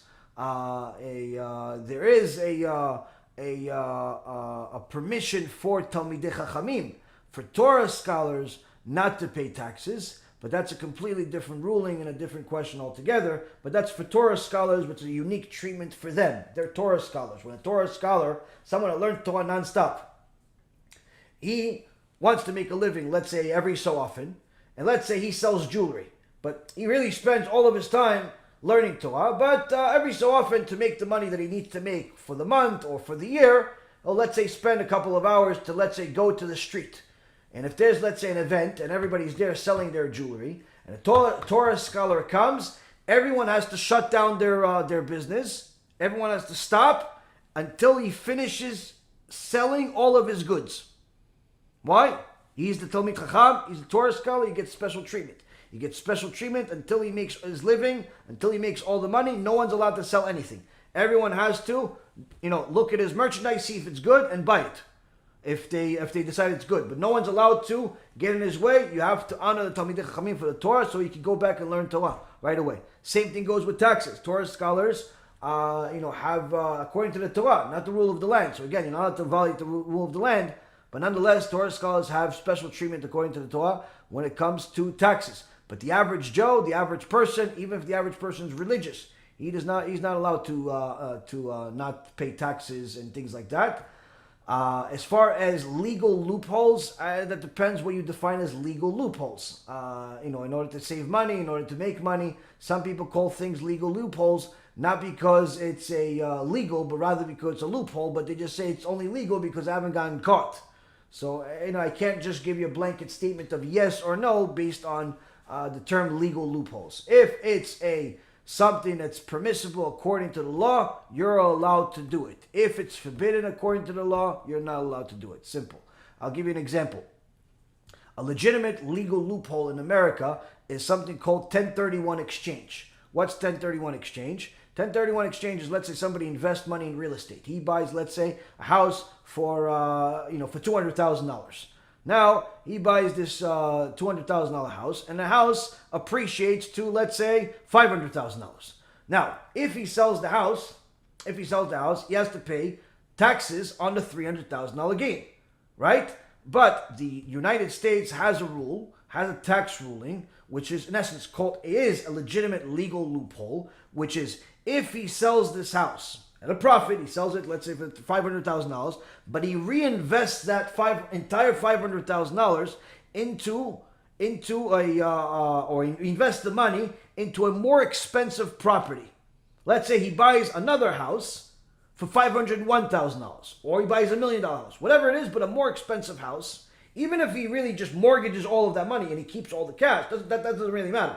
But in essence, he reinvests the original capital and the gain plus $1 or more. He does not have to pay taxes on that gain that he has. That taxes are deferred. That's a legitimate legal loophole.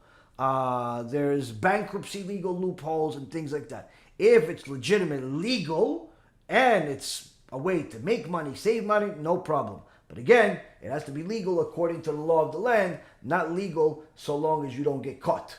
That's not legal. That's illegal, but no one caught you. So again, you have to make sure that you're following things at all times.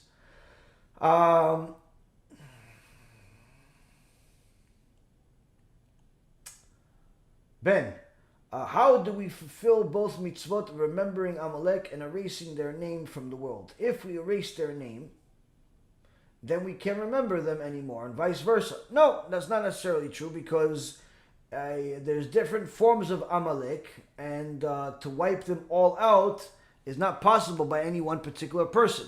There's a people and there's a thought process. So, for example, if a woman is immodest, and then she finally does tshuva, and so destroying all of her old clothes, all of her wigs, all of her old pictures of her immodesty and immorality is a form of destroying Amalek. It's a form of destroying Amalek. I know one particular tzadikah that did it specifically on Purim to magnify the mitzvah of destroying Amalek, because it's a special time to destroy Amalek during Purim. But a woman that does tshuva destroys her immodest clothes, immodest pictures, everything connected to their past immodesty, and from now on only as modesty. That's a form of destroying Amalek. But as far as erasing Amalek, erasing their name, that is something else altogether. That's in essence something that sometimes it's a people, sometimes it's a specific places, but it's not. These are two completely separate mitzvot. Gabi, the angels told... okay, so you're answering a question. Okay, Baruch Hashem. Charlie, can you explain the difference between Viduy Tachnun, personal daily prayers for tshuva, and Yom Kippur as far as what each do? Well, Viduy and Tachnun, in essence the same thing, that's something that us Sfaradim do it every day. And some Ashkenazim do it every day like us, and some Ashkenazim do not. They only do it during a couple times a year. The Ashkenazim in Israel, I believe, many of them do Viduy like the Sfaradim every day. And many of the Ashkenazim in America do not do Viduy every day. But Viduy is in essence saying to Hashem, Chatanu, Avinu, Pashanu, we sinned. And you talk about all the different sins that a person did. And it gives you a point of reflection in order to say I'm sorry at least. So that's saying I'm sorry already elevates the person's neshama, especially if they are taking it to heart, not just mean it, but taking it to heart. Many of the Ashkenazim that may not know this, but and the Sfaradim may not know this, the ones that don't do Viduy, it's not because Chas v'Shalom they're wicked, or they don't care. But quite the opposite. The Ramban, Noahides, says that a person that does Viduy without kavanah, that Viduy ends up becoming a prosecutor against him. Because you're saying Chatanu while you're thinking about baseball and basketball, it doesn't look so good in Shemayim. So some of the Chachamim in Ashkenaz said that because maybe people are not going to have kavanah, it's better off they don't do Viduy. But the Sfaradim and many other Ashkenazim disagreed with this, and they do Viduy every day, but nonetheless, doing Viduy as a form of tshuva. Personal daily prayers for tshuva is in essence talking to Hashem in your own words, your own language, saying to Hashem, I'm sorry for the things I've done. Please Hashem, help me with learning Torah, help me with Shlom Bayit, help me with serving you, and ask for spiritual things. Most people focus on asking Hashem for physical, materialistic things. That's a mistake. You can ask for materialistic things. You can ask for money and things like that, but that should not be your priority. It should not even be the dominating part of your prayer. It should be a minority of your prayers. All of your requests, or virtually all of them, should be for spiritual growth. To be able to serve Hashem more, to learn more Torah, to understand more Torah, to remember more Torah, to enjoy the mitzvot, and more spiritual requests. Why more spiritual? What about money? If you ask Hashem for more spiritual, more good things with real meaning, you actually mean it. I want to learn Torah, and you really try. HaKadosh Baruch Hu is not only going to bless you with the materialism, with the spiritual growth, but also with the material growth.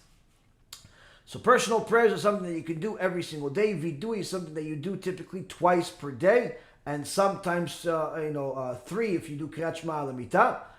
Some people do Viduy also Kriyat Shema al Hamitah. But the point being is that a person should do Viduy every single day, and of course, Chas v'Shalom, if somebody is on their deathbed, then they should do Viduy to at the very least do tshuva before Chas v'Shalom they die. It's very important to do that. It's a very big mitzvah to help somebody do Viduy when it's even probable that they would die. There are some people that did that Viduy several times because they thought they were going to die several times. Obviously there's no harm in doing that, but nonetheless, it's Hashem miraculously saved them. But the point is that had they died, at least they know that they won't die without doing tshuva. As far as Yom Kippur Viduy, that's a Viduy Gadol. That is much more detailed. It's much longer, and the Viduy Gadol of Yom Kippur has a lot more pertaining to immorality crimes, wasting seed, intermarriage, being with a non-Jew, incest, and so on and so forth. It's Viduy Gadol. It has to do with the bigger sins that are karet. The bigger sins that are karet, whereas the Viduy of every day is a combination of both the big and the small. But it's a much shorter Viduy. Elchanan, my dear Elchanan, how are you? As we see, our sages were and are geniuses. Other than the fact Hashem gives wisdom. Were they using more capacity of their brain, and can people train themselves to be above the average in using their brain power? As far as if you look at the Gemara, and in the beginning of the most Masechtot, there is a blessing in the inside cover.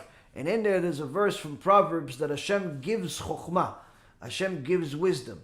So many times there are different chachamim that talk about themselves that say that, for example, the Rambam. The Rambam as a child was known as a ksil, as a fool. He wasn't a good student. And it wasn't until he cried with bitter tears as a young boy that Hashem opened up his mind. So most of the sages weren't necessarily born geniuses.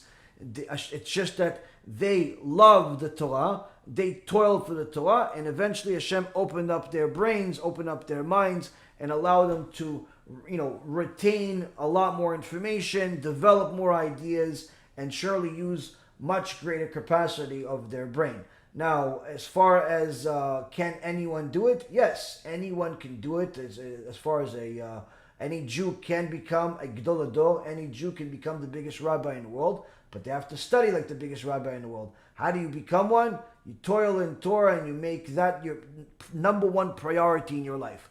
More important than money, more important than anything. More important than anything else. If Torah becomes the number one thing in your life, you will eventually become a Talmid Chacham. But sometimes people like Torah, but they like Torah from a distance. Meaning they like Torah for other people to learn, not for themselves to learn.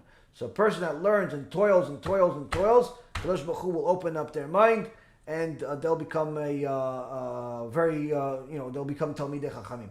How big they'll become as far how big of a Talmid Chacham? Because of course there's a Talmid Chacham and there's a Talmid Chacham. There's different levels. How big is based on their Mesirut Nefesh, on their self-sacrifice. The bigger the sacrifice, the bigger the Talmid Chacham.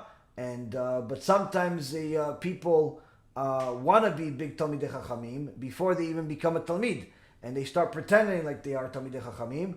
And the Chachamim say, I believe it's the Al-Sheikh HaKadosh, says that a person that does that is a fool.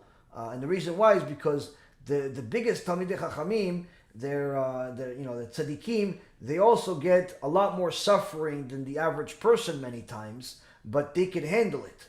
So they're not complaining every day like us, about their life's troubles. They are serious. Like Rabbi Akiva never complained about the fact that he didn't see his wife for 24 years.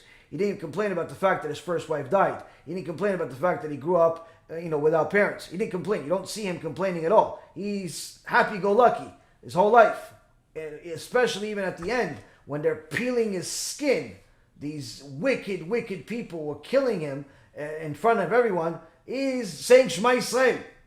He's saying Shema Yisrael. He's excited as can be. This is a person out of this world. How come?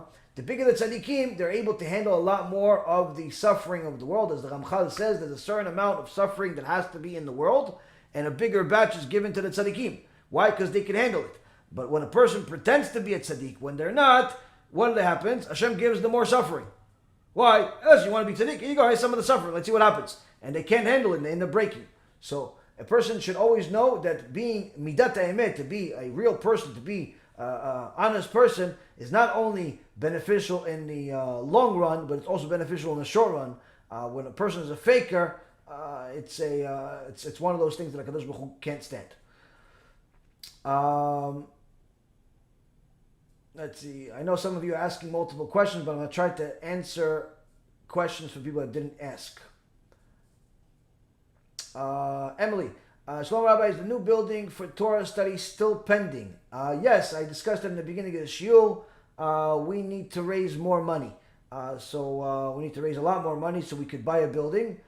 We signed a lease, but the lease is most likely going to be canceled because the building that we signed a lease with made a mistake that they're not able to have a synagogue or anything of assembly in their shopping center unless they get a variance from the city, which is a long and expensive process that I don't believe that they want to do. So most likely we're simply going to have to raise money in order to buy a building so we could eliminate any of this craziness. But that requires you folks to come up with the money. If anyone that wants it to happen. But anyway, next, Joshua. Hi Rabbi, was the Mishnah and the Gemara written before, during, or after the two Bet HaMikdash?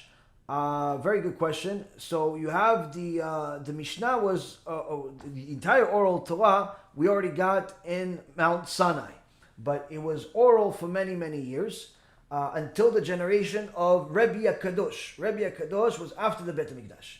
Rabbi Akadosh was after the Bet HaMikdash, the second Bet HaMikdash. And Rabbi Akadosh was put the Mishnah into writing because he saw that the deterioration of the generations. There's no more Bet Mikdash. There's a lot of things that were different at that time, obviously, a lot of destruction and so on. So he knew that the people were not going to be able to continue remembering all of the Torah. So he took advantage of a halacha really that was already available to some extent from Mount Sinai, but was practiced originally by Yonatan ben Uziel, who was the first one that put some of the oral Torah into writing. And many other Chachamim put it into writing, but they didn't write books for others. Like everyone had their own notebooks or their own scrolls for themselves, but they didn't have the oral Torah in writing for other people. Everyone had their own scrolls for themselves. But Rabbi Akadosh decided to put the oral Torah for mass printing, for public use, and he put the Mishnah. Now the Mishnah was much, much greater than the 6 parts that we have.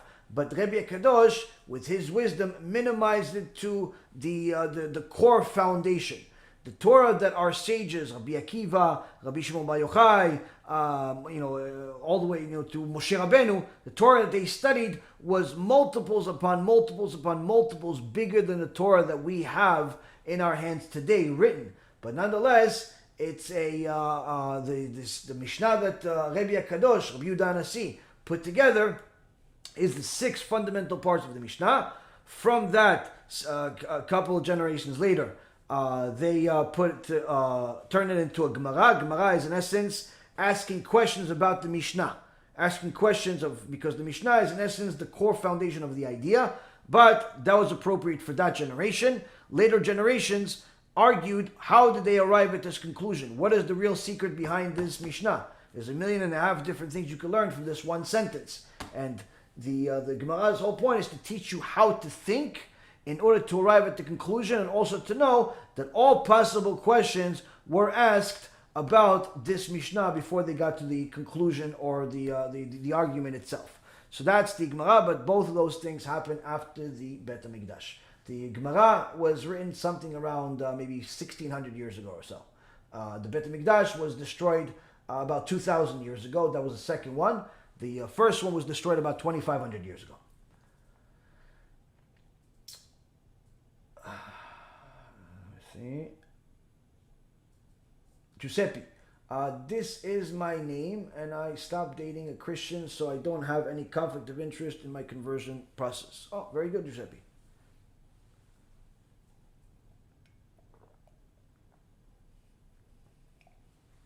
Excuse me.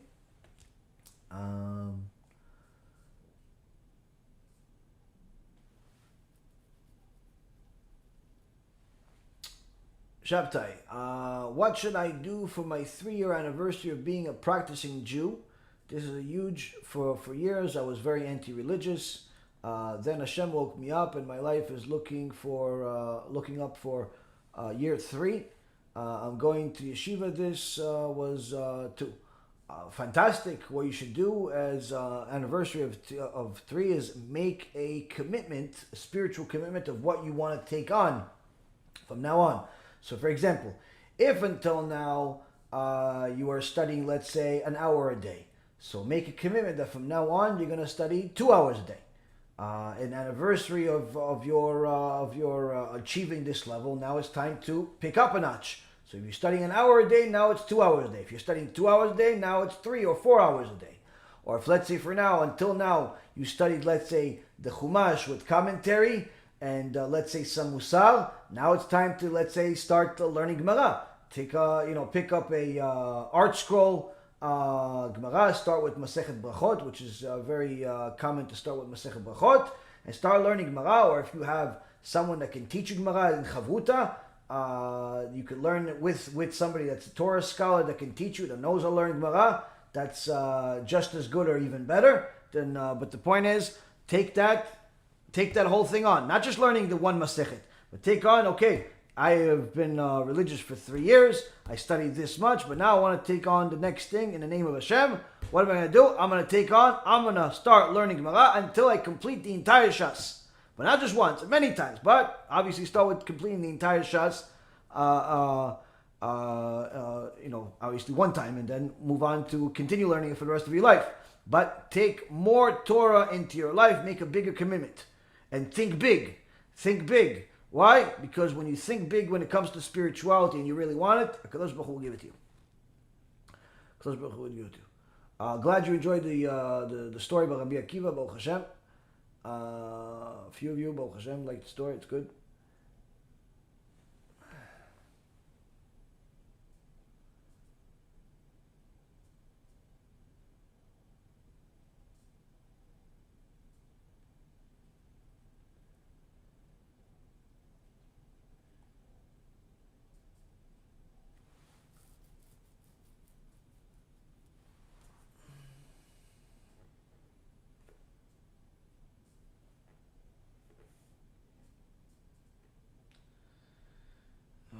looking for questions, guys. Oh, here we go. Giuseppe. Why would Hashem allow someone to be born to a Christian and believe in idolatry? I understand that the world is supposed to be a mix of Jews and Gentiles, but why wouldn't Hashem lead all people towards His grace? Or is it because all people have free will and that this can happen? Okay, so the Rambam in Ilchot Melachim writes that before Judaism, before Kadosh Baruch Hu gave Judaism to the world, gave Am Yisrael Judaism, there was really just the Hebrews. There's Avraham, Yitzchak, Yaakov, the Hebrew people, but the rest of the world was just idolatry. Now, once we got the Torah, Judaism was born, and then there was in essence two things. There was Judaism, and there was idolatry. People would pray to statues, would pray to dogs, would pray to all types of other animals, would pray to all types of stupid things. They would sacrifice people for their false gods. They would sacrifice all types of animals, and unfortunately some of this stuff is still done to this day. But the point being is that there was just Judaism and idolatry. So because HaKadosh Baruch Hu cares about all of His creation, the Rambam writes that in order to prepare all of creation for the inevitable and eventual arrival of the Mashiach, the Jewish Mashiach, not Yoshke, not Muhammad, not any of these people, but the one and only Mashiach, Tzidkenu, that's the descendant of David HaMelech. In order for everyone to be able to be part of that and be saved as one of the either righteous Jews or righteous Gentiles in the world, Hashem wanted to, in essence, steer the world into something that's a little closer to Judaism, even if a person is not Jewish. So in essence, He allowed the world to have these two other religions that, for all intents and purposes, are also monotheistic. Now, Islam, according to the Rambam, is 100% monotheistic, at least the Islam of 800 years ago that the Rambam was discussing. Today's Islam, I believe, is similar, if not the same, but some people tell me that it's different. Either way, when they say Allah, they're talking about the same God of Israel. But again, the point is that according to the Rambam, Islam is considered monotheistic. Christianity, on the other hand, is considered idolatry. But most Christians do not consider themselves idol worshippers because they don't think that thinking that God has three parts is idolatry.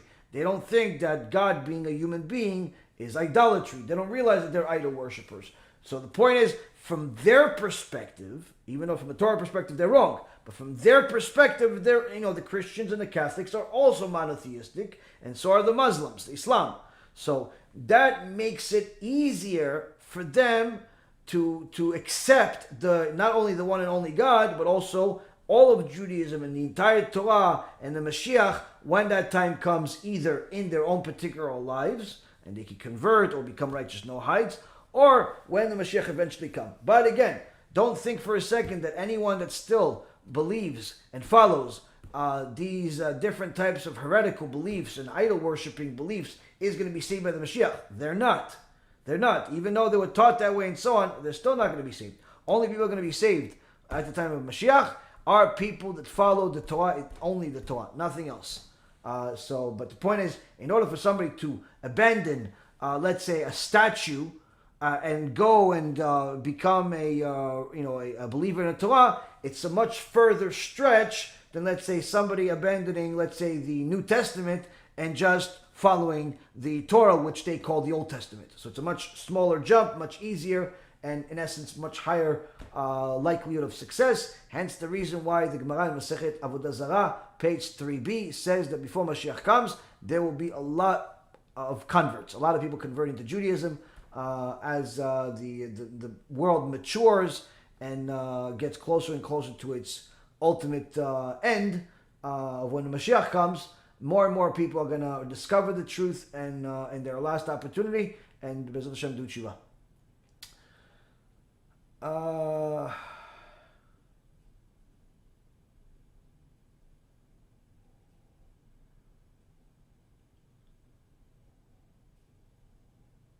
Annie is asking, are Jews and or Noahides allowed to own pets? If so, is it against halacha to spray or neuter them?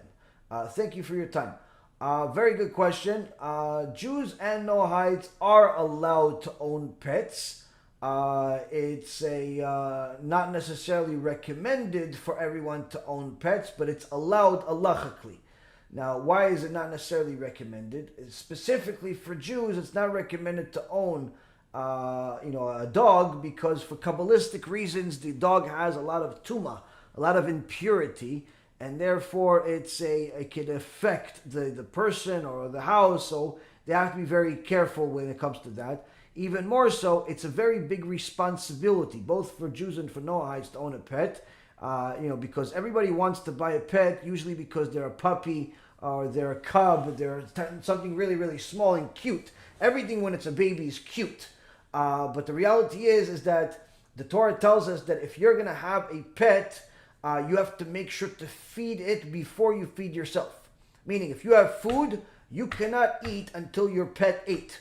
So if you're not going to follow that rule, it's better not to own the pet, because you're violating the Torah. That pet is causing you to violate the Torah.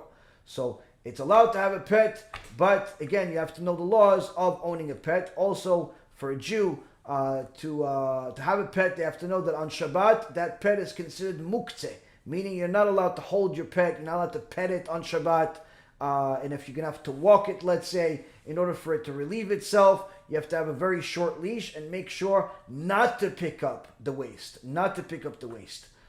because that waste is considered muktzeh. So there's laws that have to do with owning pets, hence the reason why I say it's not really recommended, because most people don't know these rules, and they end up violating the Torah for the sake of these pets, which is ridiculous. But if somebody knows the rules and is willing to follow them and is going to follow them, then no problem. They can have pets. I have actually a friend of mine. He's an avrech. He learns Torah, and he has his house like a little zoo. He has all types of animals. He loves animals. He has parrots. He has all types of birds and fish and reptiles and dogs. Yeah, he's got a whole zoo in his house, and he loves it. Oh, good for him. He learns a lot of Torah. So it's not necessarily like something that makes a person stupid or makes a person wicked. It's just that, again, you have to know how to deal with it and what to do with it. And if you do, then perfectly fine. Many of our sages were shepherds, were constantly around animals, whether it be sheep or dogs or other types of animals, and obviously farmers. So having animals has been a very, very critical part of society, needless to say, Am Yisrael, since the beginning of time. We're not against animals, but we have to know how to treat them. And if a person mistreats an animal, that is a very big sin, which leads to the second question of spraying or neutering. Spraying or neutering is forbidden. Forbidden according to the Torah. It's unnecessary suffering for the animal, and it's forbidden according to the Torah because you are doing something called tsar ba'al chaim, which is torturing the animal for no reason. If you don't want the animal to mate, either do not bring it next to another animal or don't have the animal. Simple. People that just cut body parts of animals thinking, no, they feel better as a result of it. They grow older. It's the dumbest thing ever. Why don't we cut you up a little bit? Not you, Annie, Chas v'Shalom, but the person that wants to cut people up and cut the animals up and cut all types of apart. Let's see if you live a little longer.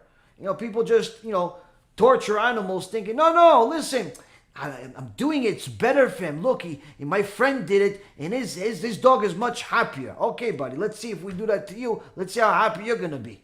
It's complete nonsense. It's completely, according to the Torah, it's forbidden. It's called tsar ba'al chaim, which is causing anguish to an animal unnecessarily.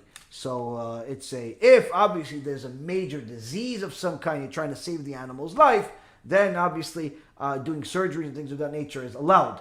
But to just do something out of speculation that it may be good for them, or as because you don't want them to hump your couch anymore, or anything like that, if you don't like it, don't have the animal. Simple. There's no reason for the animal to suffer. Now someone could say, yeah, well, if I don't do it, then my husband won't let me, or my wife won't let me adopt it, and if I don't adopt it, the shelter's going to kill it. That's all cute, and it's a nice rational argument in your mind, but that is not a certainty. That's only speculation. Halacha works off of certainties, not speculation. So you're not allowed to neuter an animal so your wife or your husband allows you to adopt them. If you're going to own them, you have to allow them to live in peace without cutting any body parts whatsoever and causing them unnecessary anguish. Next, Daniel. Shalom Rabbi, I'm a Noahide that makes a living out of producing music, but some of it that I get asked to produce contains profanity and nonsense in lyrics. What can I do in order to continue on with my profession without facing this issue? I would say that you should focus on just the vocals. You can produce the vocals, and as long as you produce the vocals, whatever they're doing with the vocals, it's their business. As long as you're not the one that's producing the stuff that's profane and so on, it's not a problem. Now again, that's being a Noahide, you have a lot more permission to do a lot of other things that Jews are not allowed to do. Technically, you are allowed to deal with the music, even despite it having the profanity. But it's not recommended because, you dealing with profanity could lead you to profane thoughts. And profane thoughts will lead you to wasting seed. And wasting seed is forbidden. So it's the basics of it are not forbidden, but what it leads to is forbidden. Hence the reason why I say it's better for you to deal with just the vocals and not with the stuff that's more direct and problematic. Plus, you don't want to have that garbage in your mind at all times. There's plenty of people that make a good living, just dealing with vocals and not with profane things. You could also start doing things for a different genre of music. It doesn't have to be hip-hop and dance music. You could deal with country music. You could deal with classical music. There are many, many different genres of music that do not require profane and filthy behavior or language. So you could have different songs. You could even do Jewish songs. It doesn't all necessarily have to be bad stuff. You could pick your clients. And remember, in the world of business, your clients are going to be like you. Your clients are going to be like you. And that's generally how the world works. You'll see people build their businesses, and most of their clients are very similar to them in mentality and so on. Sarah, we learned that 4 sages got into the Pardes: Ben Azariah, Ben Zoma, Achel, and Rabbi Akiva. Why did all of them except Rabbi Akiva die, or abandoned the Torah, or lost their mind if they had a lot of Torah knowledge? Having a lot of Torah knowledge doesn't mean that they're all in the same level. It doesn't mean that they're all on the same level. One of them chose to die. Because once he saw what he saw in the Pardes, he did not want to leave it. It was too much joy for him to let it go. So he chose to die. But it was like choice, but without a choice, meaning that it was just so good that he couldn't let go. Something that's beyond ecstasy of some kind.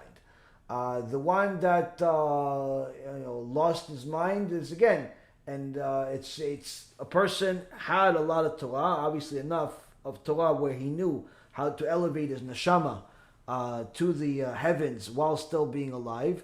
But just because somebody knows how to do something doesn't mean that they should do it. For example, there are different Kabbalistic names that if a person knows what they are, they can do different things. Like you could, for example, use a specific Kabbalistic name, that if you say that Kabbalistic name, you can make a lion stand up and start roaring.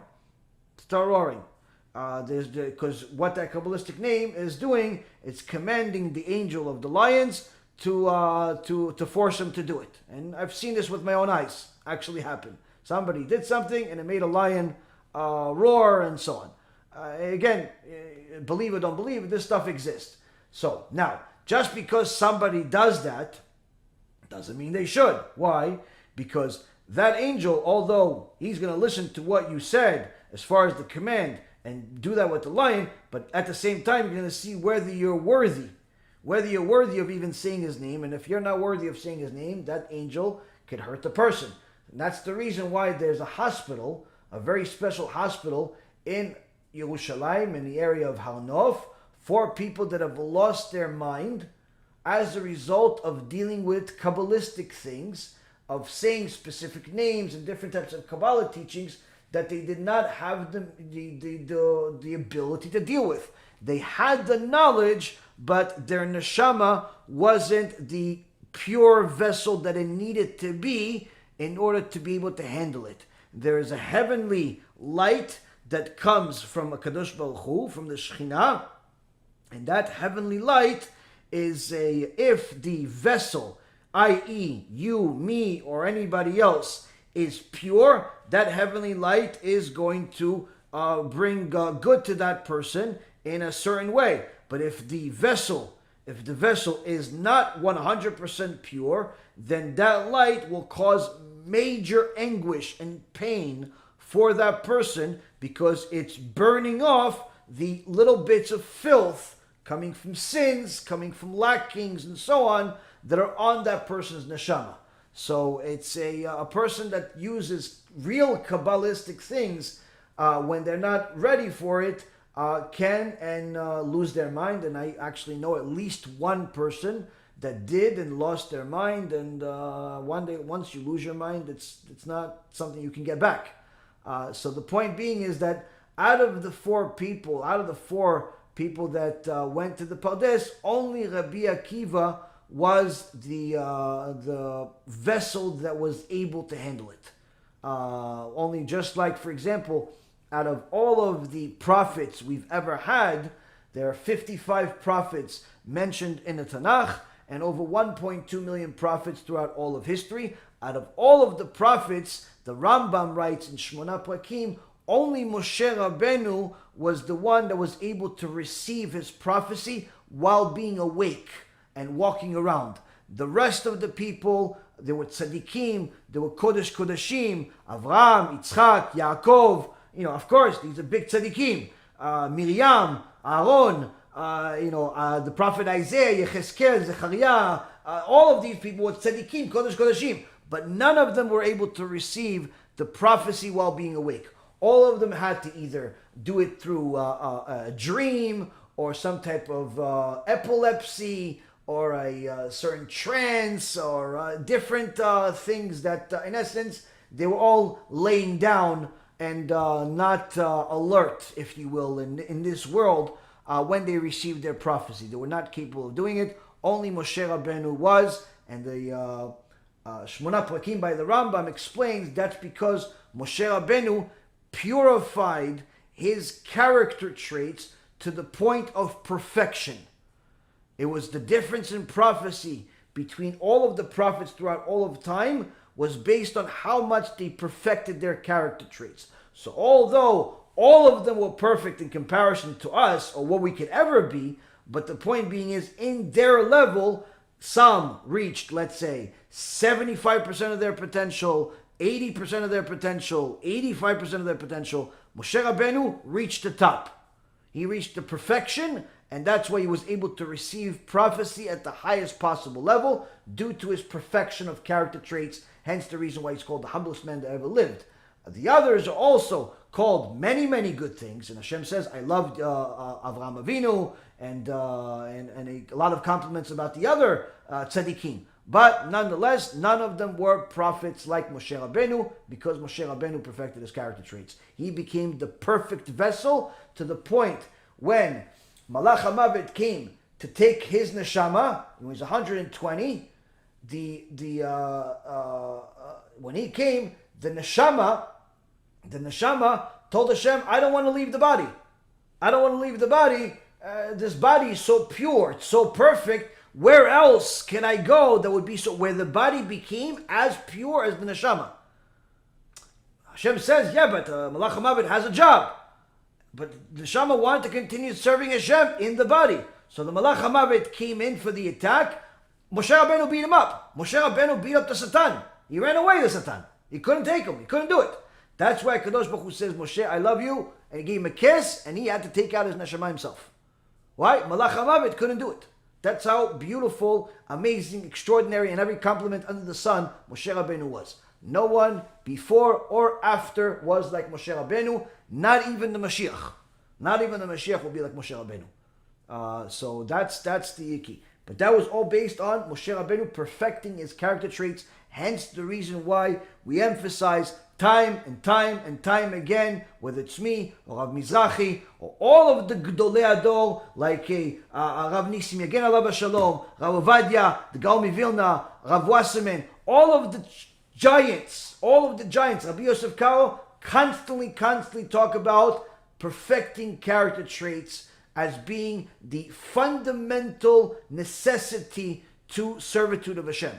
Yes, you need to learn the laws, you need to learn the halacha, and all that other stuff, but without perfecting character traits, a person is simply an animal that is worthless, because that is the whole purpose of a person, is to perfect their character traits. The more a person perfects their character traits, the better they're making themselves as a vessel to serve HaKadosh Baruch Hu. We'll take a couple of more questions, maybe a little bit of drink.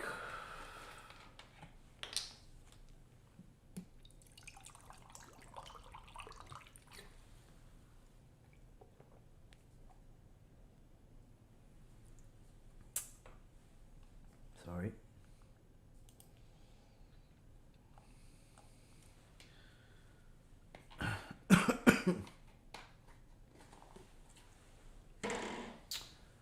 Okay.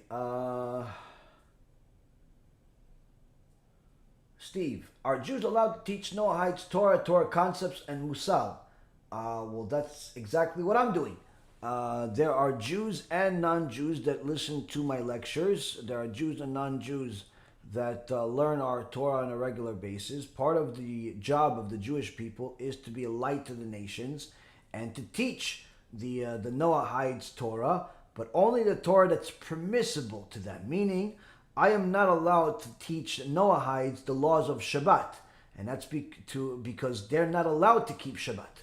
They're not allowed to keep Shabbat. I'm not allowed to teach Noahides the laws of Tarat Mishpacha, family purity, because Noahides are not supposed to keep family purity.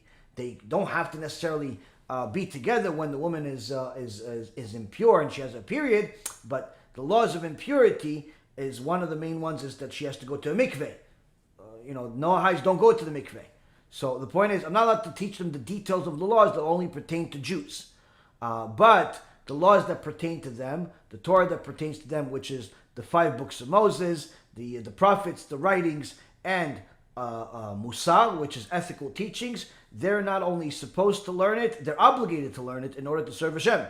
So where are they going to learn it from? They're going to learn it from a rabbi. It's much better for them to learn it from a rabbi than to learn it from someone that's not a rabbi, because obviously the rabbi has spent enough time to know what he's allowed to teach them, what he's not allowed to teach them. I actually had one time a guy that started learning Torah with us, and he was a very, very nice guy.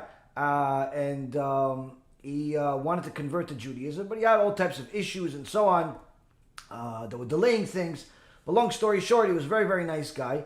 And he got a little bit ahead of himself, like some people do. He got a little bit too excited when he got into Torah and everything. And he said, "Listen, I like what you do." I said, "What do you mean you like what I do?"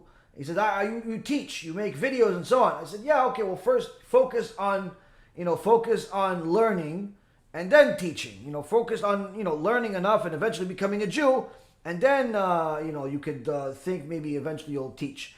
He didn't really like that advice, and he decided to start making videos teaching Torah, not teaching things that were just relevant to Noahides, but teaching things as if he's a Jew. He looked like a Jew, he had a kippah like a Jew, he grew a beard like a Jew, and for all intents and purposes, people thought he was a Jew.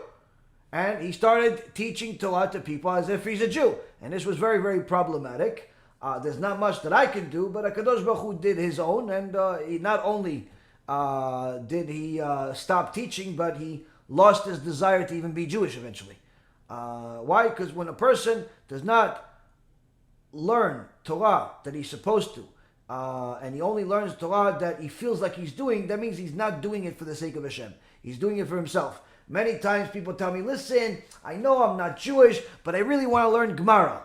I said, "Yeah, but if you're not Jewish, you're not allowed to learn Gemara." "Yeah, but maybe you're wrong." I said, "It's not my opinion. It's what sages say. You're not allowed to learn Gemara." "Now I'm going to learn it anyway." "Okay, learn. Do whatever you want. It says death penalty for a Noahide that learns Gemara. But you want to do it? Go ahead and do it." But the reality is like, "No, I think you're fanatic. It actually helps me get closer to Hashem." Blah, blah, blah. Reality is, not only they're not closer to Hashem, they're further from Hashem. Why?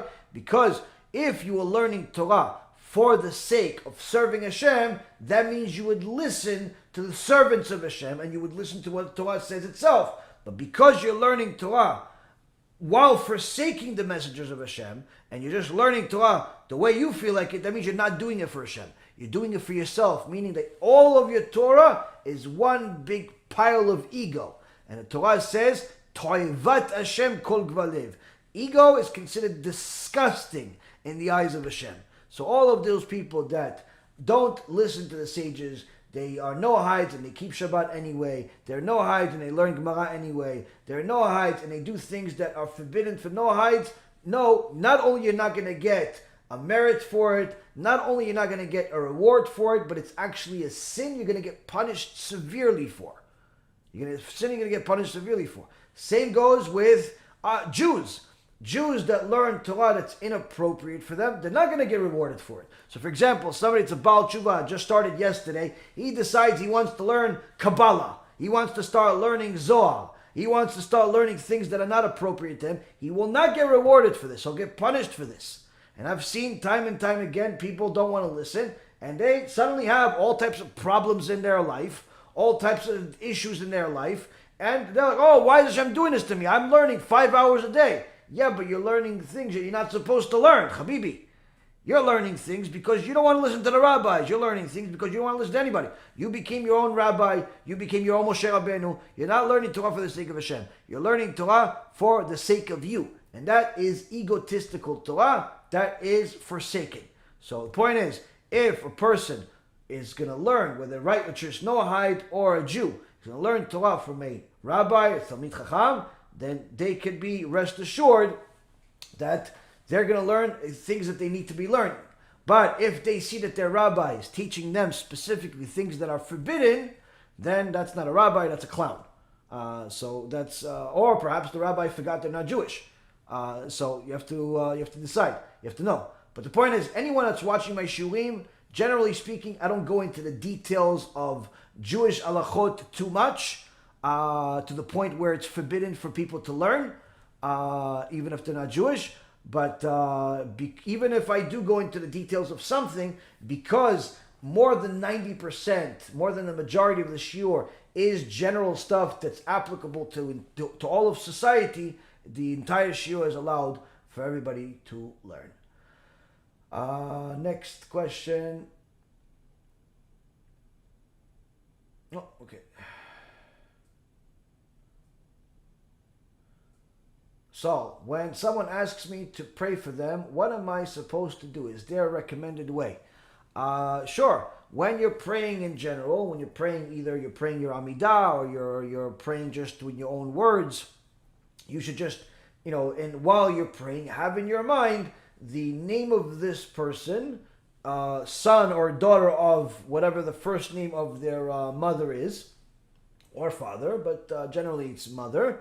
And for whatever purpose that you want them to, whatever the reason they ask you to pray for them. So, for example, if somebody's sick, chas v'shalom, someone is sick, says, pray for me. So, while you're praying and you're thinking thoughts of asking for Hashem, not just the words that you're saying, but also thoughts for yourself. Hashem, give me good health, give me money, give me a good wife, give me good kids, give me a husband, give me this, give me all the things that we ask for Hashem from. Also include this person, and Hashem, also please give this person good health, so they could serve you better, give them whatever they need to be given, have mercy on them, and so on. That's it. Simple. Just like you pray for yourself, pray for them. And the Gemara says, anyone that prays for his friend, his own prayers get answered first. Meaning, if one of the best ways to get your own prayers to be answered first is by praying for somebody else. Because it shows that you care about somebody else, Hashem cares about you even more as a result. Because that's one of the traits of Hashem. So when you pray for other people, Hashem answers your prayer first, which is fantastic. Okay, Elchanan, we miss you, Kvod Rav. Does the Goyim have to work more for their wisdom? As Einstein said, they use about 20% of their brain, or Hashem also gives them all of it. There are some Goyim that are extremely smart in different fields. So the Gemara in Masechet Megillah, I believe it says, Chochma b'goyim ta'amin, Torah b'goyim al ta'amin. If the goyim come to you and says, we have wisdom, we know math, believe them. We know architecture, believe them. We know history, believe them. We know different sciences, believe them. Medicine, believe them, no problem.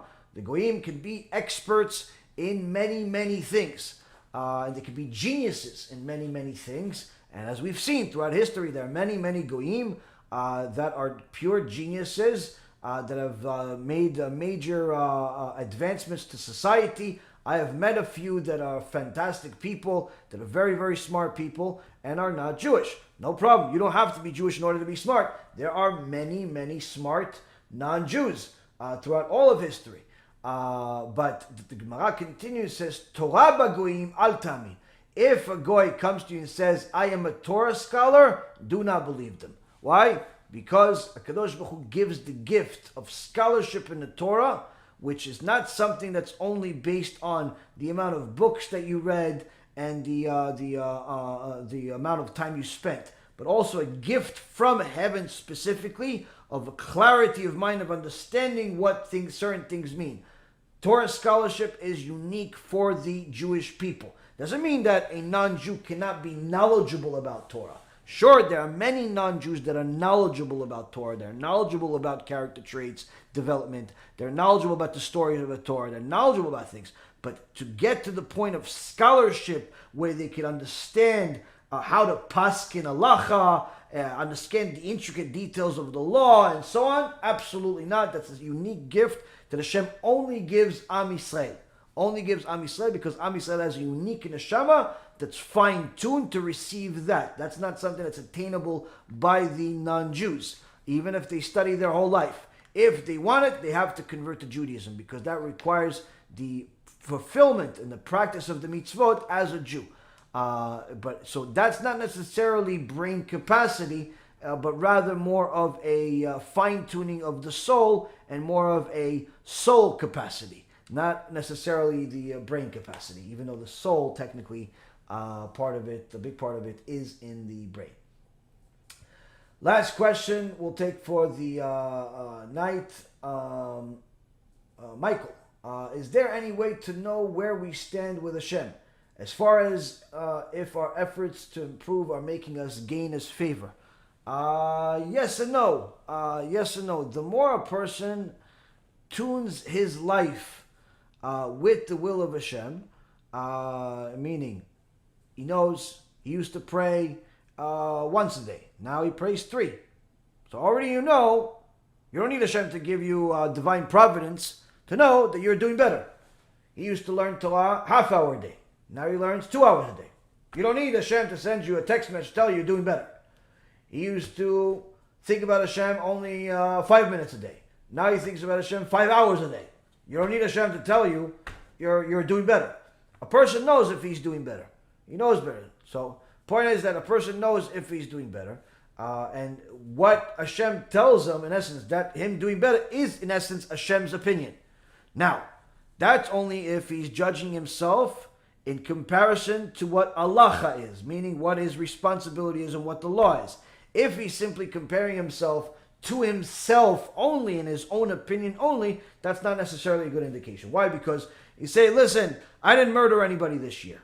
That's not exactly a good sign. Why? Because just because you're comparing yourself to last year, you weren't murdered 5 people, and you didn't murder anybody else this year, not necessarily such a big upgrade, because it was forbidden to murder anyway.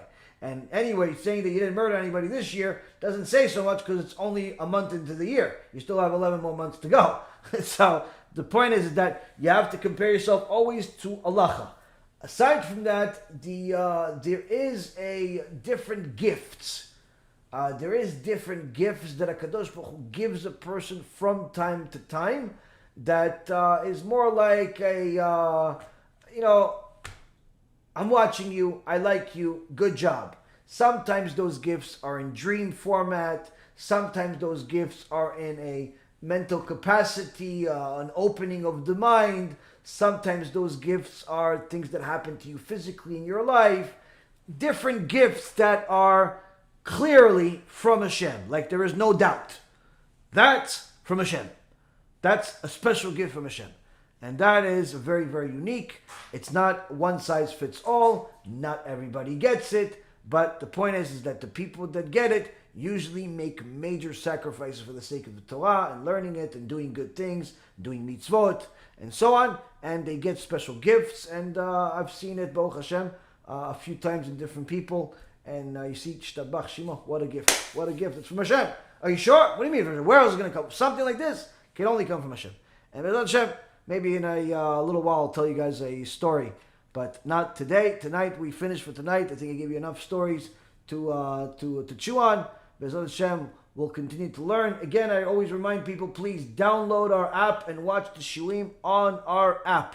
It's a B'ezrat Hashem app, BEEZRAT HASHEM in the Android or iOS store. Download the app, watch the Shiurim there, donate there, and so on and so forth. You could also donate on our website, be'ezrathashem.org, or bhyeshiva.org, or bhkollel.org or com.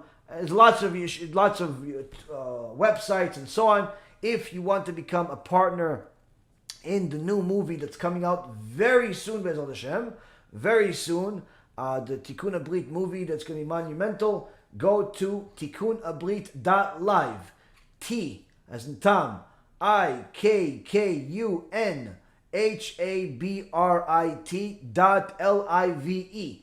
Go there, donate as much as you can, and become a partner in this monumental movie that will help many, many people, Jews and non-Jews, get closer to Hashem, and which is really the whole focus that each and every one of us needs to have, not only for ourselves, but for also all the people that we love, and even all the people that we don't love so much, but still know that they're part of our people, they're part of society, and they're surely HaKadosh Baruch Hu's children. Baruch Adonai L'Olam, Amen ve'amen.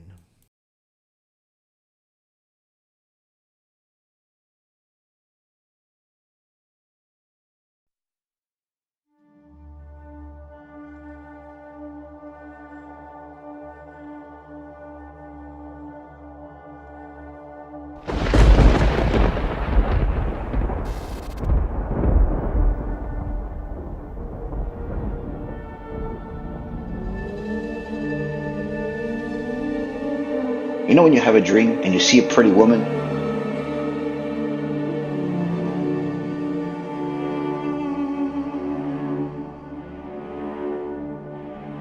You've had that?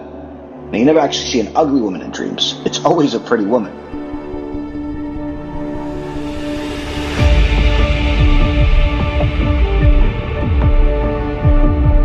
And by the way, it's always the same woman for all of us.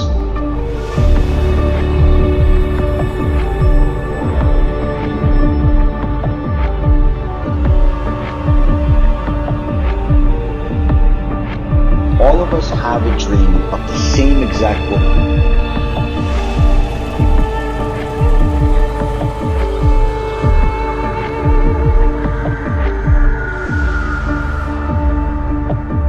And she's more dangerous than the Satan himself.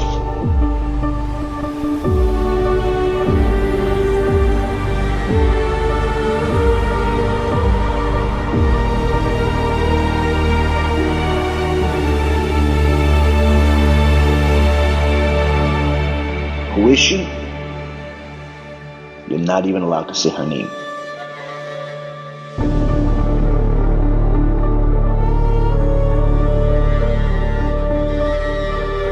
What are you going to call her for?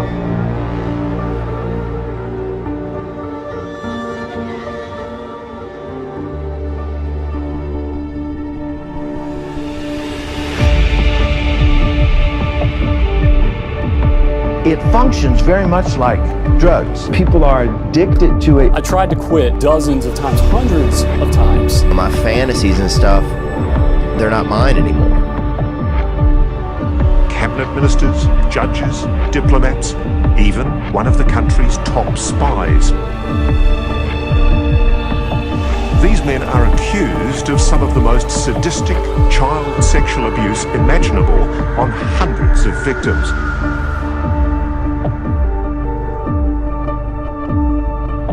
It shouldn't take over your whole life.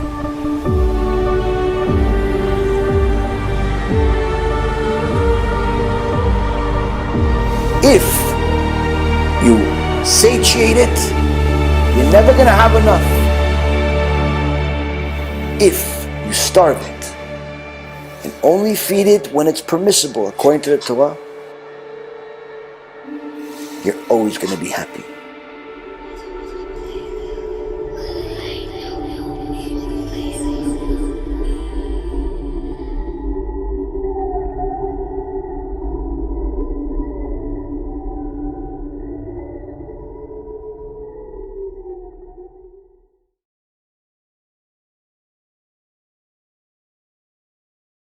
Hashem Naaseh v'Natzliach.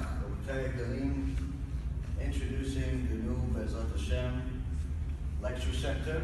We Baruch Hashem are here in Cooper City, Florida, on Sterling Avenue. We have in the same shopping center we have a major kosher supermarket. Lots of Jews out here.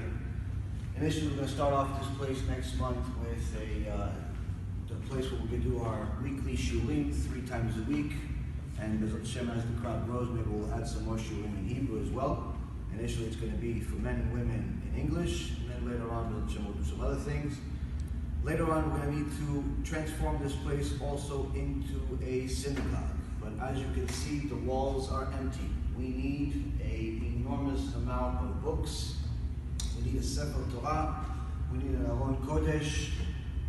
We need a mechitza. We need a bima. We need all the holy things that you need for a synagogue.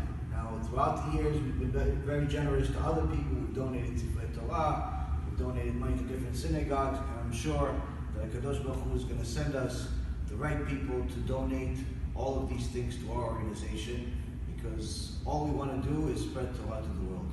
So anyone that is serious and looking to make a major contribution to our organization, whether it be the Sefer Torah, or the Aron HaKodesh, or the Mechitza, please contact us, or simply go to our website, be'ezrathashem.org, and may Hashem continue to bless you.